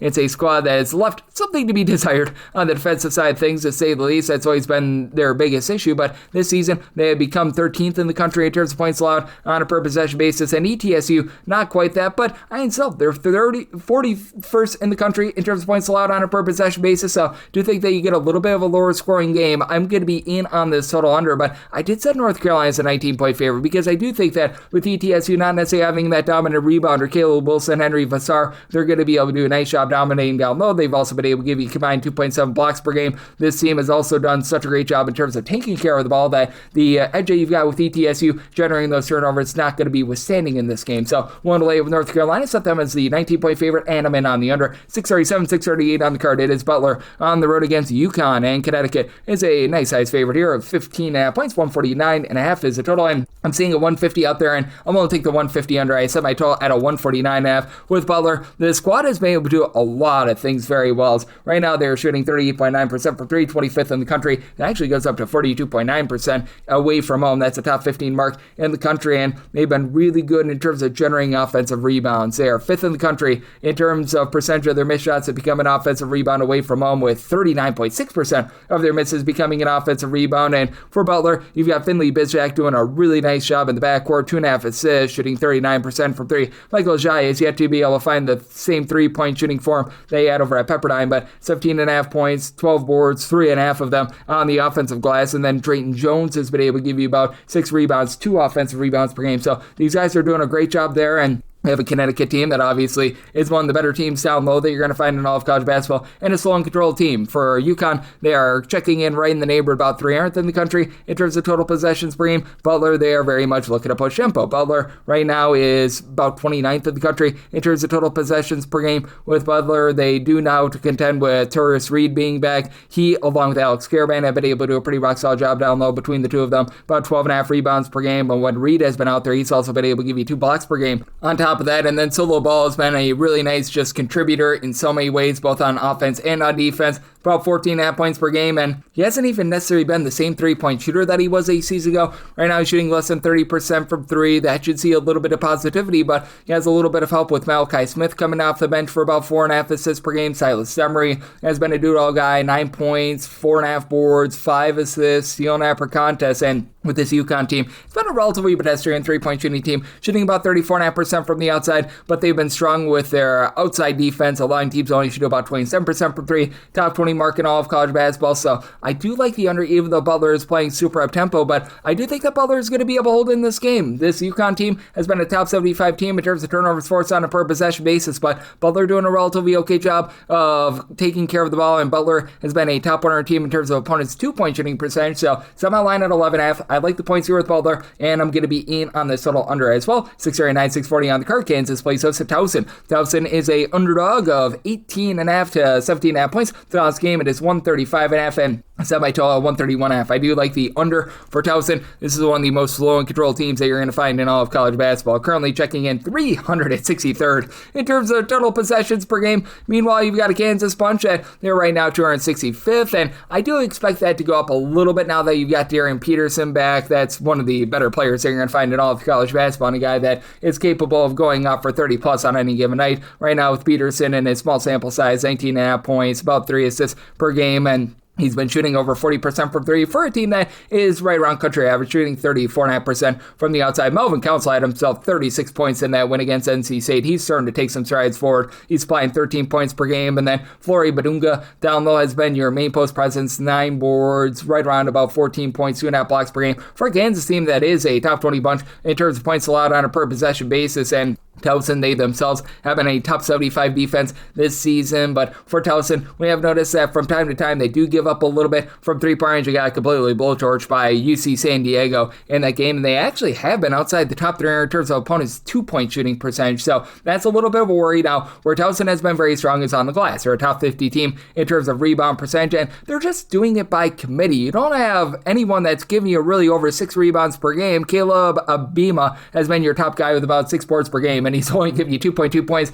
per game, but that said, right now you got 6 different guys with over 3 rebounds per game, and then Jack Dombia and Tyler Teata. They've been able to combine for 11 rebounds, about 31 points per game between the two of them. It's a Towson team that only shoots 66% at the free throw line, so even if they do get to the free throw line, that's not really going to help them out too much. And I do think that that's an issue against a Kansas team that it looks like they're getting back to being at full force. Towson not going to really force the issue in terms of generating turnovers either, outside the top 3 in terms of turnovers forced on a per possession basis. And I do think that getting back Darren Peterson is going to be massive for this team. I think that it's going to be slow, controlled, and grimy, but I do think that Kansas is going to be able to find a way to be able to cover this number, and I do think that Kansas is going to go to another level offensively, but I do think that you get just too few possessions for the over, so I saw by total 131.5, like the under, and I'm willing to lay up to 21 here with Kansas. 641, 642 on the card. BYU plays this Pacific. Let me be specific, as Pacific is a 22.5 point underdog. 147.5 to 148 is the total, and for BYU, set them as a 24.5 point favorite. I'm going to be willing to lay the number for Pacific. They've been slowing down a little bit in terms of their tempo. They are well outside the top 225 right now in terms of total possessions per game. As a matter of fact, 306. And BYU, they're not as fast as a lot of people anticipated. They're a mid-tempo team checking in 186 in terms of total possessions per game, but for Pacific, they've had a few disappointments on their team, mainly Alexis Marmayoles, who he came on over from the Southland, where he was a really nice scorer last year, only about 5 points per game. I expected a lot more out of him. You do have Jaden Clayton, who comes over from Maine, and he's done a nice job doling out the ball, 5.5 assists at 2.3 turnovers per game, but has never been really a 3-point shooting wizard, as Elias Rolfe has actually taken massive strides forward. One of the main holdovers from his season ago, 17 points, 6 boards, shooting 45% from 3 at about 6'7", and TJ Wainwright, mid-30s point shooter himself. But for Pacific, outside the top 200 in terms of ball security with about 12.5 turnovers per game, they've done a nice job on the glass. Pacific, a top 100 team in terms of rebound percentage, and a top 80 team in terms of both opponents' 2-point and 3-point shooting percentage. But this is also a BYU team that I feel like has been stunningly good in terms of their defense, because when a lot of people were thinking about this BYU team coming into the season, they were thinking about the offense, and certainly it's been there. They've been a top 40 team in terms of points scored on a per possession basis, with AJ Jabansa leading the way with 21 points, 6.5 boards, 3.5 assists, a steal, and 35% 3-point shooting. You've got Robert Wright give you 45% 3-point shooting with 6 assists, 16 points per game. Richie Saunders, 17.5 points per game. But that said, this has also been a team that's done a nice job in terms of locking it down on defense, a top 40 team in terms of not allowing free throw attempts on a per possession basis. They've been a top 50 team in terms of their opponent's 2-point shooting percentage as well, and I do think that that's going to be able to win out in this spot. I do think that BYU going to be able to execute just enough to be able to get you that over. The offense, it feels like it's been getting better and better by the day, so I did set my total at 148.5. I like the over, and I'm willing to lay up to 24 with BYU. 643, 644 on the card. Arizona plays with that Abilene Christian. Abilene Christian is a 32.5 point underdog. 146.5 is the total. I did set a total here of a 152.5. I am in on the over. Now, Arizona has taken a little bit of a setback in terms of their overall tempo, in terms of playing slow, or 82nd in the country in terms of total possessions per game, and its Abilene Christian team is never going to be one that really pushes pace. 316th in the country in terms of total possessions per game, but I'm going to take a shot here on the points. Abilene Christian is always one of the better teams in terms of generating turnovers, and they've been a top 150 team in terms of points allowed on a per possession basis, and if you look at them in a road/neutral-court venue, they've actually been a top 75 team with this regard. Now, I do think that they're going to have a very tough time on the glass. You've got an Arizona team that has been a top 20 team with regards to rebound percentage. Toby Awaka has been that main man down low, 9 points, 10.5 rebounds, all off the bench, by the way. And then you've got Koa Pete, who gives you a bit of everything, 15 points, 5 boards, 3 assists, a steal per game. Jaden Bradley is right now shooting 57% from 3. I don't know if that's withstanding, but Arizona, even though it's not necessarily the same up-tempo team that we've seen in the past, this has been a really efficient offense. Right now, they are checking in the top 40 in terms of points scored on a per possession basis, and I recognize that Abilene Christian is not necessarily going to be lighting the world on fire in terms of their offense, but they've been able to have a few guys be able to step up. Braden Hubbard has been the main guy. He's the only of their top 3 scorers that returned from a season ago. 16.5 points, 5.5 boards, right now shooting in the mid-30s from 3. And Abilene Christian is traditionally outside the top 225 in terms of their 3-point shooting percentage. They're now up to about country average at 33.7%, but they're really allowing a lot from 3. They're allowing teams to shoot over 35% from the outside. They're not quite the same at generating turnovers this year, though they're still a top 80 team in terms of turnovers forced on a per possession basis. And to the credit of Abilene Christian, they become a top 35 team in terms of percentage of their missed shots that result in an offensive rebound. This despite the fact that you only have one guy that gives you over 5.3 rebounds per game, and that would be Joseph Scott, who's been able to give you 6 boards per contest, but just a lot of guys up and down the boulevard that are give you like 3.5 rebounds per game. And then Rich Smith doing a nice job of just being able to flow clean offense, 4 assists, 1.6 steals, 7.5 points per game. Actually shoots 50% from 3, but he has attempted, I believe, 4 threes as far as this season. But I do think that for Abilene Christian, they do enough to be able to hold in there with the second and third chances that they get. I do think that Arizona going to be quite efficient on the offensive end against an Abilene Christian team, not during as many turnovers as they have in the past. So, like the over, I told 152.5, and I'm willing to take the 32.5 here with Abilene Christian. 645, 646 on the card. It is Cal Poly playing us Montana State. Montana State is a 1 to a 1.5 point road favorite. 156.5 to a 158 is the total. And for Montana State, I did set them as an underdog of 2 points. I'd like Cal Poly here on the money line. Now, the big issue that you've had with Cal Poly has been the turnover. Says this is a unit that is right now hovering right around about 355th in terms of turnovers on a per possession basis, but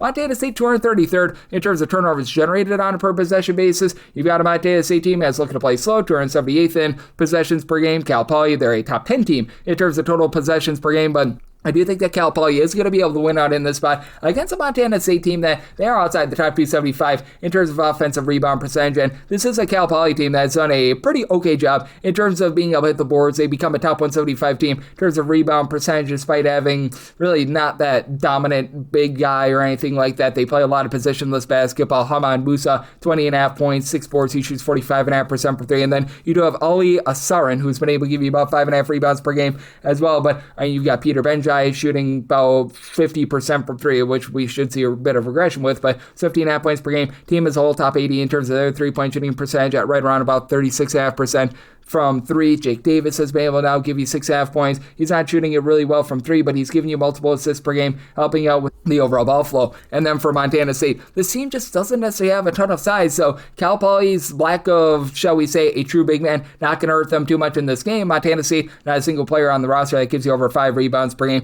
Really, their main big guy is Chris Hodges, who comes over from Wisconsin. He had 6'9", 6.5 points, 3.5 rebounds per game. You do have Davion Brown and Jed Miller doing a nice job combining for 26 points per game between the two of them, and are also shooting a combined about 43.5% from 3-point range, with Patrick McMahon being the main scorer, 14.5 points. He's only shooting about 32% from 3-point range, and for Montana State, this has been a top 100 team in terms of opponent's 3-point shooting percentage. They're allowing teams, D1 and non-D1, to shoot a combined 29.4% from 3, but a little bit vulnerable on the inside. They're about 250th in all of college basketball in terms of opponent's 2-point shooting percentage. They're doing an okay job taking care of the ball, about 11 turnovers per game, but for Cal Poly, I do think that they're going to be able to find some success being able to go bombs away from 3. I do think that the positionless basketball and them cranking up the tempo is going to allow them to be able to get the job done, and I do think that they're going to get more clean possessions than they typically do against a Montana State team that really doesn't force the issue there. I set my line at 2, so I like Cal Poly on the money line, and I do like the over. This is the last game on the normal Las Vegas betting board before we hit the extra game, 647, 648. UC San Diego is on the road against Loyola Marymount. Loyola Marymount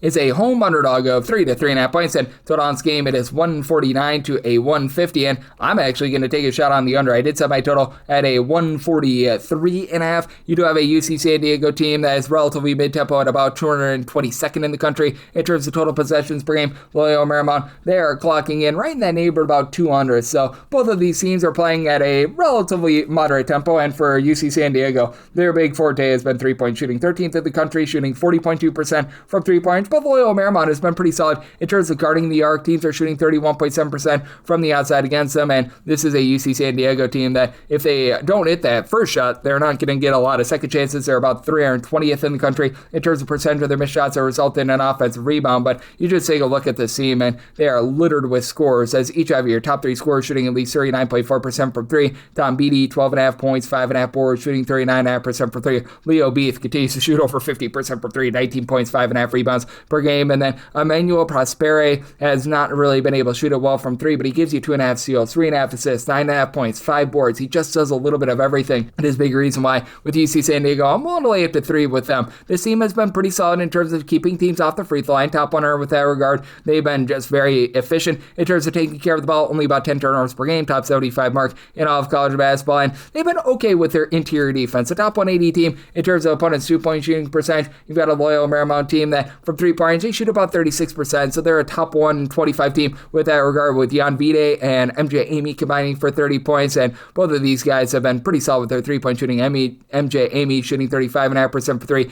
Vide right now shooting 62.5% from 3-point range, but for 1, we should see a little bit of regression there, and 2, he's right now dealing with a little bit of an injury. I had to factor him out of this game as we have not seen him over the last few games, and that has meant that they've needed more out of the Virginia Tech transfer and Roddy Brown, who's been able to shoot 39% from 3, 13 points per game. Has some relatively okay size with Aaron McBride, giving you about 7 boards, a steal and a half, and a block per game, so he's been relatively versatile with that regard. Loyola has been okay at generating turnovers, but they are outside the top 150 with that regard. Top 125 team in terms of opponents' 2-point shooting percentage, but I do think that in the end, with Loyola Marymount not necessarily being a team that generates a lot of second and third chances as well, they're outside the top 225 in terms of their own offensive rebound percentage, that this is going to be a little bit more of a controlled game. I do think that for UC San Diego, their 3-point shooting takes a little bit of setback, but I still think that they get the job done here. Set my line at 3.5, one to lay up to 3 with San Diego, and I like the under, and now we hit the extra games. The normal betting board picks are complete, but there are some extra games today, so we go into the bonus. 3 of 6, 541, 3 of 6, 542. Howard is on the road against Drexel, and Drexel does find themselves as a 5.5 point favorite. 139.5 is the total, and somebody total at a 138. I do like the under. You got a pair of teams that are really not pushing a lot of tempo. Typically, Howard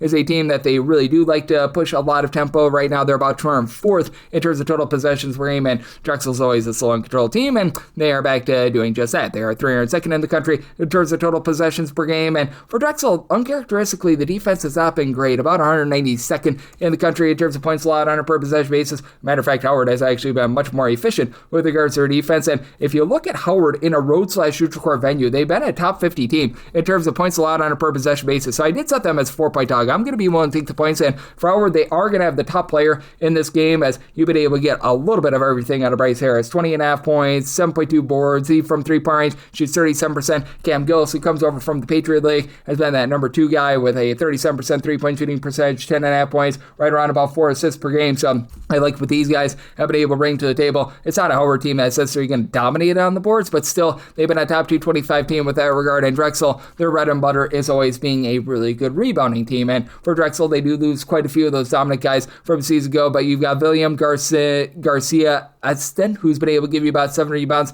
per game, and for Drexel, this is a top 30 team in terms of percentage of their missed shots that result in an offensive rebound, top 75 team in terms of their overall rebound percentage, but reason why their defense has slipped so much is that, for one, they're not generating turnovers outside the top 280 in terms of turnovers forced on a per possession basis, and now they do find themselves outside the top 125 in terms of opponents' 2-point shooting percentage. Sean Blakeney has been able to do a nice job in terms of helping out the offense, where Shane Blakeney, 13 points, 5 boards, and shoots about 35.5% from 3, and then Josh Reed has been able to shoot 37.5% from the outside as well, but outside of Blakeney, nobody else really gives you over 10 points per game. It's a Drexel team that they've been outside the top 225 in terms of their own ball security, and for Drexel, outside the top 300 in terms of their own 2-point shooting percentage. Do you think that as a result, you're going to have a little bit of a tough time reaching this total? Set mine at a 138. I like the under, and I'm willing to take the points with Howard. Made them a 4-point dog. 3 of 6, 543, 3 of 6, 544. Holy Cross plays us with Dartmouth. Dartmouth is a 1.5 point favorite, and your total on this game, finding it anywhere between a 145 to a 145.5, and did somebody total 148.5. I do like the over. You've got a Dartmouth team that has been playing relatively mid-tempo this year. They actually cranked up their tempo quite a bit last year, down to about 216th in the country in terms of total possessions per game. Holy Cross is right around about 337th, but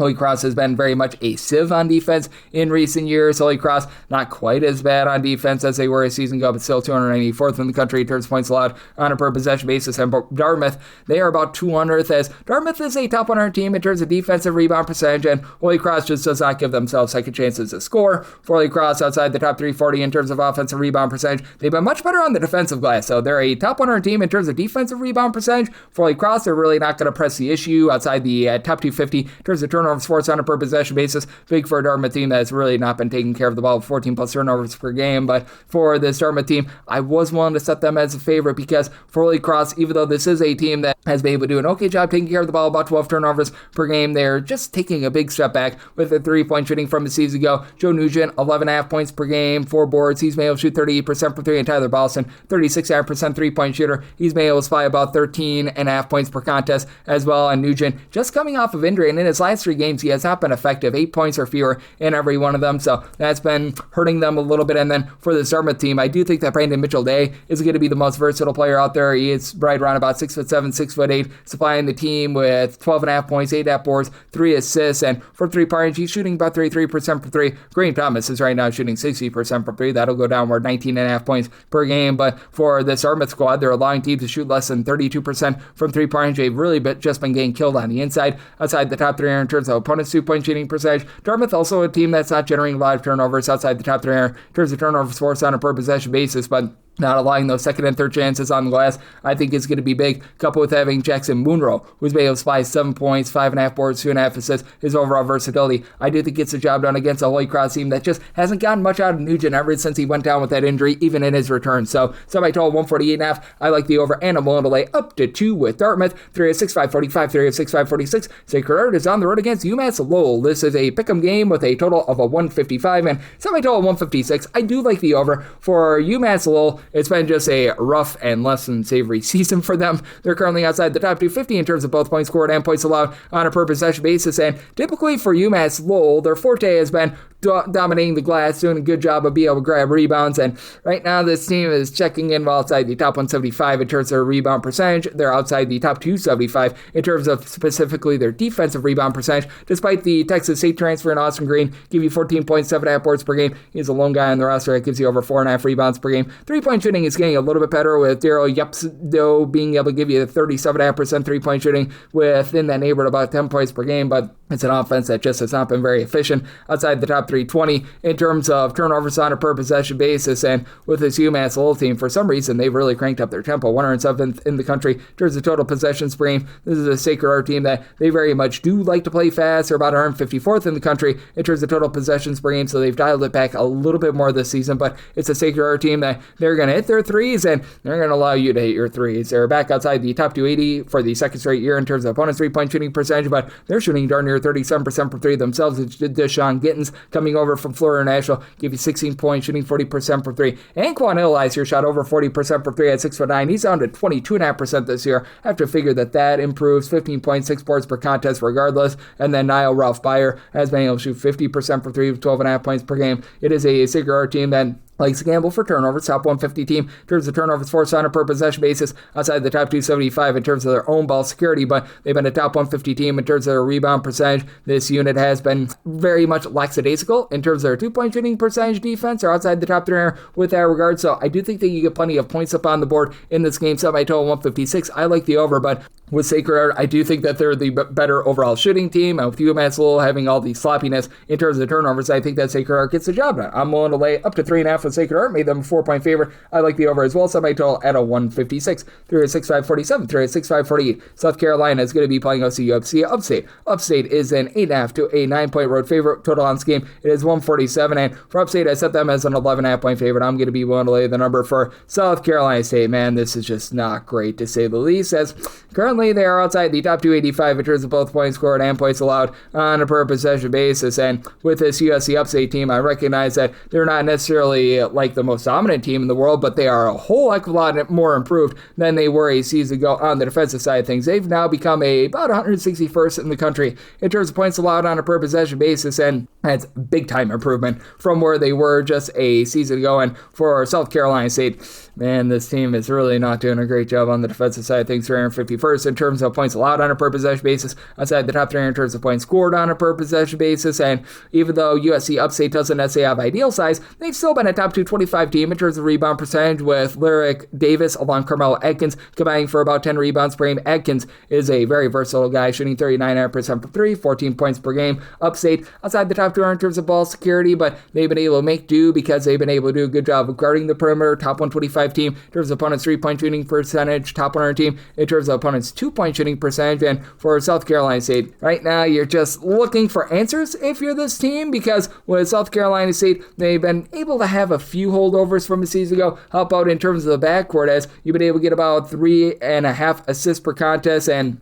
8 points per game out of Jaden Johnson, but you don't have anyone outside of Owen Bronson Jr., who's giving you over 9 points per game, and he's been able to shoot 40% from 3, but for South Carolina State last season, they had Drayton Jones doing a nice job down low. They just don't have that this year. You've been able to get about 7.5 rebounds per game out of Christopher Parker, but he's only been able to play in 5 games this far this season. He stands about 6'5", so he doesn't necessarily have ideal size, and he has been able to give the team a shot in the arm, and the rebound numbers is a little bit warped, as he's had 4 rebounds for fewer 3 out of his last 5 games, but he had a 20 rebound game against Queens NC, so that really boosted him up. But that's it. With South Carolina State, you've also got a unit that is outside the top 350 in terms of opponents' 2-point shooting percentage, so they're getting gashed there. They're turning the ball over about 15 times per game. The overall sloppiness, I think, is going to cost you an over. I'm going to be in on the under, semi-total 145.5, and with the USC Upstate, I'm willing to lay up to 11.5 with them. 306-549, 306-550. You've got Duke, and they are going to be playing us Lipscomb. Lipscomb, a 33 to a 33.5 point dog. 150.5 to 151 is the total. I said Duke is a 33.5 point favorite, so 33 is my absolute max lay,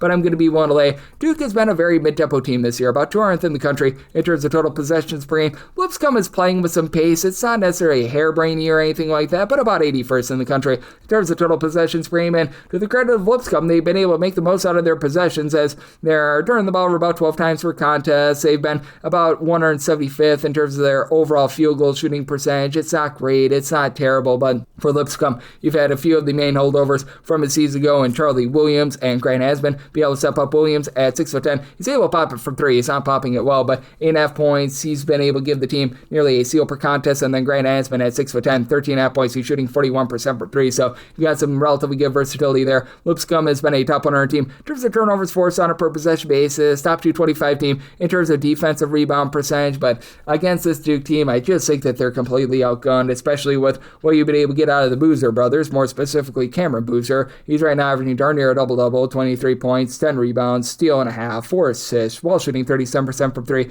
The other Boozer, Caden Boozer, off the bench, 5.5 points. He's shooting like 32% from 3. He's been relatively pedestrian, but he actually does help out with flowing good, clean offense with 3 assists per game. And Duke, they're back inside the top 20 in terms of both their 2-point and their 3-point shooting percentage, and his team is able to do a nice job on the glass, with Patrick Ngangba being able to give you about 12 points, 6 boards, a block and a half per contest. Isaiah Evans has become a little bit more rounded with a block, 12 points. He's only shooting about 32.5% from 3, but Caleb Foster, he's been able to shoot over 40% from 3. They just have so much size around the perimeter. They're a top 15 team in terms of both opponents' 2-point and 3-point shooting percentage. When a lot of people think Duke, they think of the great offensive numbers, but this team is actually number 1 in terms of points allowed on a per possession basis. And I think that reigns through here. Semi-total 145.5. I like the under, and I'm willing to lay up to 33 with Duke 3, a 6.551, 3, a 6.552. UT Rio Grande Valley is on the road against Lamar. Lamar does find themselves as a favorite here of 1 to 2 points. 134 is the total, and I did set my total at 139. I do like the over for Grand Valley. This has become more of a mid-tempo team. This used to be a team that used to really run it and gun it for UT Rio Grande Valley. Now, in terms of total possessions per game, they're right around about the country average of about 200th or so, and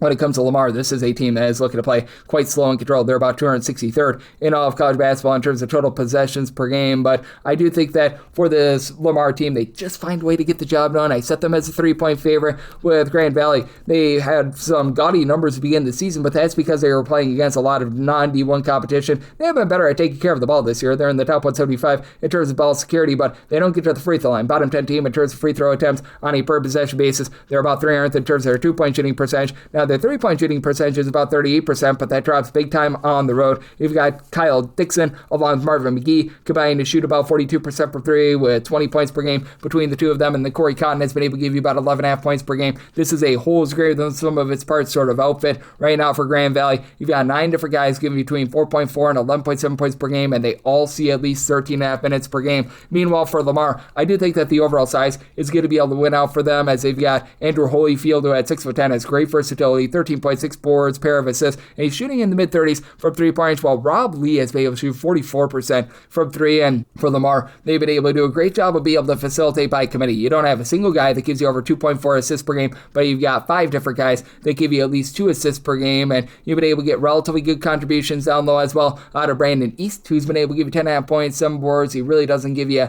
any sort of versatility, but this is a Lamar team that has been a top 75 unit in terms of turnovers forced on a per possession basis, or a top 80 team in terms of opponent's 2-point shooting percentage against a Grand Valley team that year in and year out is in the top 50 in terms of percentage of their shots that come from inside the arc. I do think that this is going to be close enough for late game fouling. I do think that Lamar does just enough to be able to help you out with the over with being a top 150 team in terms of percentage of their missed shots that result in an offensive rebound. So set my total here at a 139. I'd like the over, and I'm willing to lay up to 2.5 with Lamar. 365.53, 365.54. Tarleton State is on the road against Mississippi Valley State. Mississippi Valley State, a 16-point home underdog. So on this game, it is 146, and set Tarleton as an 18-point favorite. I'm going to be willing to lay the number. Now, I do really like the over here. I set my total at a 154, mainly because Mississippi Valley State all of a sudden is absolutely gunning it. Mississippi Valley State last year, they were one of the slower teams in all of college basketball. They're up to 34th in terms of total possessions per game this year. Tarleton's been pushing a little bit more tempo as well. They're up to about 112th in the country in terms of total possessions per game. Tarleton's still a solid team at generating turnovers. Last year they were number 2 in terms of turnovers forced on a per possession basis. They're not quite that this year, but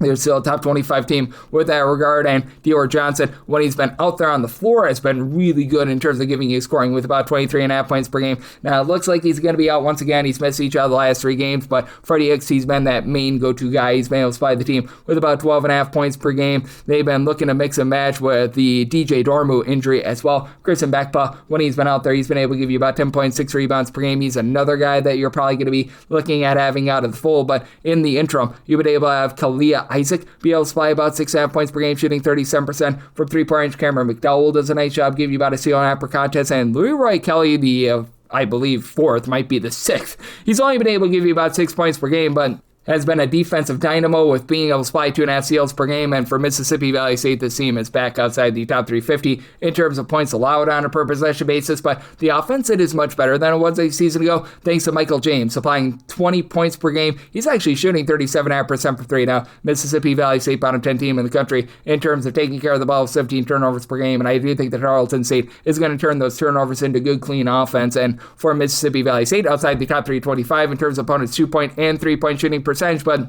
they've been a little bit better on the glass. You've had Xavier Barnett, when he's been out there on the floor, give you about 6 rebounds per game. Has been banged up, but should be good to go here. You've got Daniel Mayfield, give you 13.5 points, a block, 6.5 rebounds per game as well. So I do think the Mississippi Valley State going to be able to get this game up and down. I like the total over. I set my total 154, but even with Tarleton State dealing with the injuries to Johnson and company, going to be one to lay. Set them as an 18-point favorite. 306.655, 306.556. You've got Bowling Green. They play host to Chicago State, and Chicago State finds themselves as underdogs of 19 after 20 points. 146 is the total, and feel like this might be a little bit of a flash spot for Chicago State. I'm willing to lay with Bowling Green. Set them as 21.5-point favorite. Chicago State coming off of a win over the weekend on the road against Loyola Chicago, so they're going to be feeling themselves a little bit here. And if I have Marcus Ankersley, be good for the Chicago State team. 15 points per game. He's not shooting it well from 3-point range, but that's why you've got Doyle Cockrell, who's been able to shoot right in the neighborhood about 47.5% for 3, 14.5 points per game. Cockrell was missing towards the beginning part of the season, but has now been able to supply the team with double figures in, I believe, every single game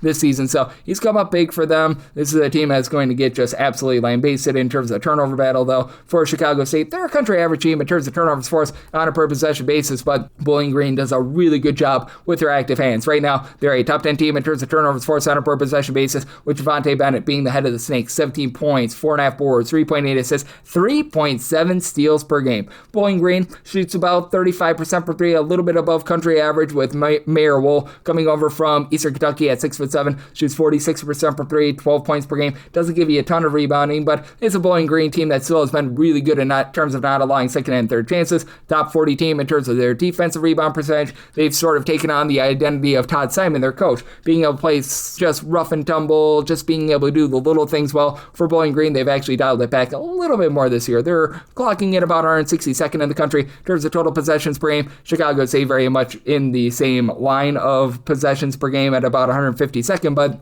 with Josiah Shackelford being able to supply 12 points, having some good versatility, and then additionally Sam Towns give you 6.5 rebounds per game. I do think that this Bowling Green team going to be able to dominate down low with Chicago State outside the top 250 in terms of taking care of the ball. I do think that Bowling Green is able to generate turnovers and find a way to be able to get the job done. I did set Bowling Green as a 21.5 point favorite. I'm going to be willing to lay the number and did set a total here of a 147.5, so at the 146 in on the over. 306.557, 306.558. Mississippi State plays also Long Island. Long Island is a 15.5 point underdog. Don's game is between 152.5 to a 153, and with Mississippi State, I did set them as a favorite of 20 points. I'm going to be willing to lay it. I recognize that for Mississippi State, things have been a little bit less than tremendous for them, but nice second half to be able to come back against Utah, and they're going to have the best scorer in this game in Joshua Hubbard, who's been able to give you 20.5 points, right around 4 assists, shoots 34% from three. It's a Mississippi State team that's never been great with their three-point shooting, and they're back outside the top 225 this year, shooting about 32.3% from the outside, but I do think that their rebounding is going to improve as the season goes along. Currently, they're outside the top 275 in terms of defensive rebound percentage, but they've done a nice job after early on during the season. They were really turning the ball over a ton. They're back inside the top 175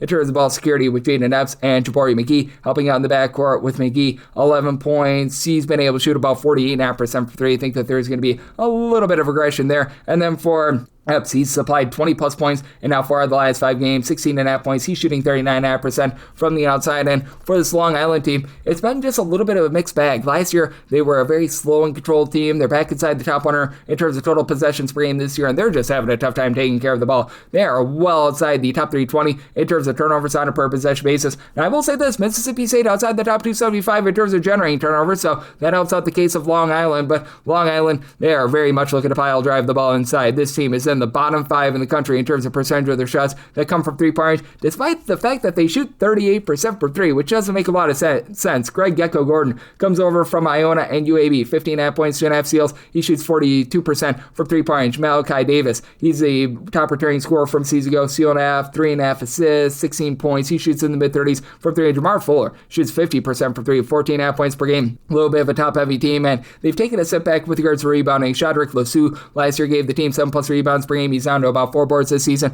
Trayshawn Shepard is the lone guy that's giving you over 5 rebounds per game with 6.3 boards per contest. And Isaiah Miranda, the former top 200 recruit at 7'1", he just has done nothing for this team whatsoever. And I do think that with this Long Island team being well outside the top 340 in terms of defensive rebound percentage, Mississippi State wins from within. I like Mississippi State laying the number, set them as a 20-point favorite, and I did set my total at a 150, so I'm going to be in on the under. 306.559, 306.560. You got Texas, they play us at Lemoyne. Texas is back to being a big favorite of 25.5 to 26.5 points. The total is 158.5, and set my total at 156.5. I'm going to be in on the under. You do have a Texas team that has really not pushed as much tempo as I think a lot of people expected when Sean Miller took the job. Right now for Texas, in terms of total possessions per game, they're checking in about 200th in all of college basketball, and Lemoyne is a team that's been looking to play quite a bit up and down. They're about 214th in the country in terms of total possessions per game, but that ascends into the top 175 in their road/junior court games. But for Lemoyne, just not really an efficient team on offense or defense. They're outside the top 275 in terms of ball security on offense with nearly 14 turnovers per game. They are a top 150 team in terms of their 2-point and 3-point shooting percentage, with their 3-point shooting percentage being about 38%. Trent Mascara, big reason why, 15 points, shooting 46.5% from the outside. And then you do have Shiloh Jackson being able to give you 14.5 points, 2.5 blocks, 9.5 boards per game. So he's done a nice job on the inside. But even with him doing a nice job on the inside, this team is outside the top 320 in terms of their offensive rebound percentage. They only grab 8.8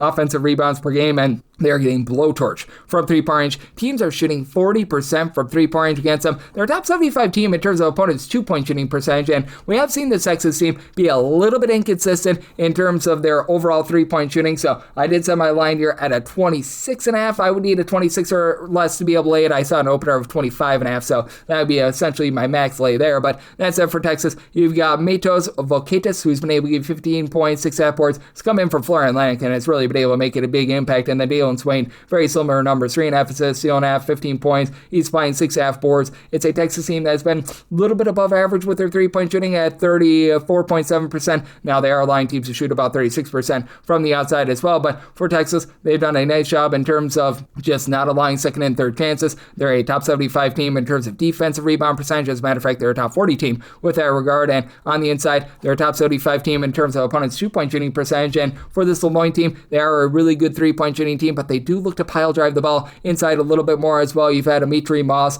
be out of the fold for much of the season in the backcourt, so that's really hampered them. And Tennessee Rainwater, the transfer from Utah Tech, hasn't done a lot with 7.5 points, only about 3 rebounds per game. So with Texas, I'm willing to lay up to 26 with them. I did set a total here of a 156.5, so at the 158.5 with neither of these teams pushing a ton of tempo in on the under 306.561, 306.562. Queens NC is on the road against Arkansas. Arkansas is a 24.5 point favorite and a total of 175.5. I set my total at 165, so I'm going to be in on the under. We do have a pair of teams that certainly are not playing slowly, but I just don't know if you get enough possessions for the over in this game. For Arkansas, they're about 76th in the country in terms of total possessions per game. This Queens team is more around 147th, and let's call it what it is. With this Queens team, they are not playing great defense. They are 347th in the country in terms of points allowed on a per possession basis. Arkansas, on the other hand, they're more around about 74th in the country with this regard. It is an Arkansas team that's not necessarily going to be like pressing with regards to turnovers or anything like that, but they very much should be able to dominate the boards in this game. For Arkansas, they've been a top 150 team in terms of rebound percentage, and Trevon Brazile has been rock solid down low, 14.7 boards. He's also shooting 40% per three at about 6'9". Darius Acuff and Malik Thomas, the freshmen, have been the main scorers with a combined about 34 points per game. Acuff is shooting 42% per three with 5.5 assists per game. You get a steal and a half, 3 assists, 16 points per game out of Malik Thomas. And for Arkansas, while this team is outside the top 240 in terms of turnovers forced on a per possession basis, top 75 team in terms of opponents' three-point shooting percentage, and that's really where this Queens team likes to shine. This is a Queens bunch that has one of the more underrated backcourt players that you're going to find in Chris Ashby. He does a nice job, give you about 13 points per game. He's been able to shoot over 40% per three. And then Avante Parker, who comes over from Georgia Southern. He's got size, 4 boards, 7.5 points. He's been able to shoot 43% per three, but Queens NC is just getting absolutely blowtorched on the glass. Outside the top 275 in terms of rebound percentage, you're allowing opponents to grab 14 offensive rebounds per game. That is outside the top 340 in all of college basketball, and they only generate about 10 turnovers per game. In terms of turnovers forced on a per possession basis, outside the top 340 in all of college basketball, that allow for a lot of clean possessions here for Arkansas, and that's a big reason why I did set them as a 27-point favorite. I'm going to be willing to lay it, even with Yoav Berman, give you 12 points per game, and he's taking a setback with his three-point shooting. He's only been able to shoot about 26.5% from three-point range, and while this Queens team has been relatively efficient on the offensive side of things, they are a top 80 team in terms of points scored on a per possession basis. I do have a little bit of a fear that with the way that Arkansas is able to guard the three-point arc so well that they are going to be suffering a little bit more there. And with this Queens team, I'm not even kidding when I say this, they are averaging about 31 points fewer per 100 possessions away from home rather than at home. So set a total of 165 in on the under, and I'm willing to lay with Arkansas and wrap things up with 306.563, 306.564. Cal Baptist, they play with the Southern. Southern's a underdog of 9.5 to 10 points. Still on this game, 152.5 to 153, and set a total of 151.5. I do like the under for Southern. This has been a top 30 team in terms of total possessions per game. Meanwhile, you've got a Cal Baptist team that they do a relatively solid job in terms of keeping things relatively slow and controlled. Cal Baptist about turned 25th in the country in terms of total possessions per game. Southern, by the way, up to 11th in the country, but bit of a warp stat. They have that double overtime game against Washington that bumped up that number a little bit, and for Southern, they're just not generating turnovers the same way that they have in the past. Southern last year was a top 30 team in terms of turnovers forced on a per possession basis. This year, they're checking in outside the top 175 with that regard. You've had Malik Ajawal do a nice job down low with about 11 points, 8 rebounds per game, but you only have one other player on the roster. That would be Damari Jones, who's been able to give you more than 4 rebounds per game with Jones, 10 points, 6 rebounds per contest, so he's been able to give you a little bit of something there, but for the Southern team, they're just very, shall we say, lacking on the defensive boards as well. They're allowing teams to be able to grab over 30% of their missed shots as an offensive rebound. That's outside the top 3 in all of college basketball. And for this team, they've been able to shoot about 37.5% from three-point range. Michael Jacobs has become that main man, shooting 40% per three, 21 points per contest. And then Fazi Ashadi has been able to shoot about 40% from the outside, 10.5 points per game. They've got some warped stats if you look at the raw numbers, though, because they have gone up against a lot of non-Division I teams that have really been stat patterns for them against C1 competition. Their numbers just completely toilet toilet bowl. And then for this California Baptist team, you've got a nice go-to scorer that's able to give you over 20.5 points per game in Dominique Daniels. Not a great three-point shooter, and for Cal Baptist, they're outside the top 250 with their three-point shooting percentage at 31.2%. That said, they've been able to get a lot of production out of Martell Williams. This is how he does it, shooting 35% from three, 15.5 points, 5 boards, and this Cal Baptist team is just absolutely wrecking shop on the glass. A top 15 team in terms of percentage of their missed shots that result in an offensive rebound. Top 20 team in terms of overall rebound percentage. Their line teams only shoot about 31% from three-point range, and for this Cal Baptist team, down low, you've been able to get really good production out of Brady Njai, even though he's not really giving you a lot of scoring. He's been able to give you about 6 boards per game. Thomas Endong, another guy that doesn't give you a lot offensively with 5.5 points, but he's supplying the team with 7 rebounds per game as well, and Jaden Jackson has been dealing with a little bit of an injury. That's why the offense has taken a little bit of a setback. Transferred from Northern Arizona, that when he was out there, he was giving the team 9 points per game, but the team has been able to persevere without him, especially with having Delvin Malcolm being able to step up, give you about 7.5 points per game. He's been throwing in there about 4 boards per contest and a steal and a half per game as well. So do think that Cal Baptist finds a way to be able to win this game rather handily. I set my line at 17.5. I'm willing to lay it, and I'm in on the under, so my total 151.5. And that'll wrap things up for the Tuesday edition of Coast to Coast Hoops, part of the VSiN Family Podcast. If you do like sharing from this fine podcast, Coast to Coast Hoops, you're able to subscribe wherever your podcasts, Apple Podcasts, Google Play, Spotify, Stitcher, and TuneIn. If you have a question, comment, segment idea, what have you for this podcast, you have one of 2 ways to be able to throw those in. First one is my Twitter/X timeline at gunit_81. Keep them on there to see how many does not matter, so as per usual, please do send these into the timeline. And the other way is find an Apple Podcast review. If you rate this podcast 5 stars, it is very much appreciated. And from there, you're able to fire in whatever you'd like to hear on this podcast via that 5-star review. I am with you guys every single day on this podcast with picks and analysis on every game, every day. And a big thanks to Blake Lovell for joining me in segment number 2, and I'll be back with you once again tomorrow. Thank you so much.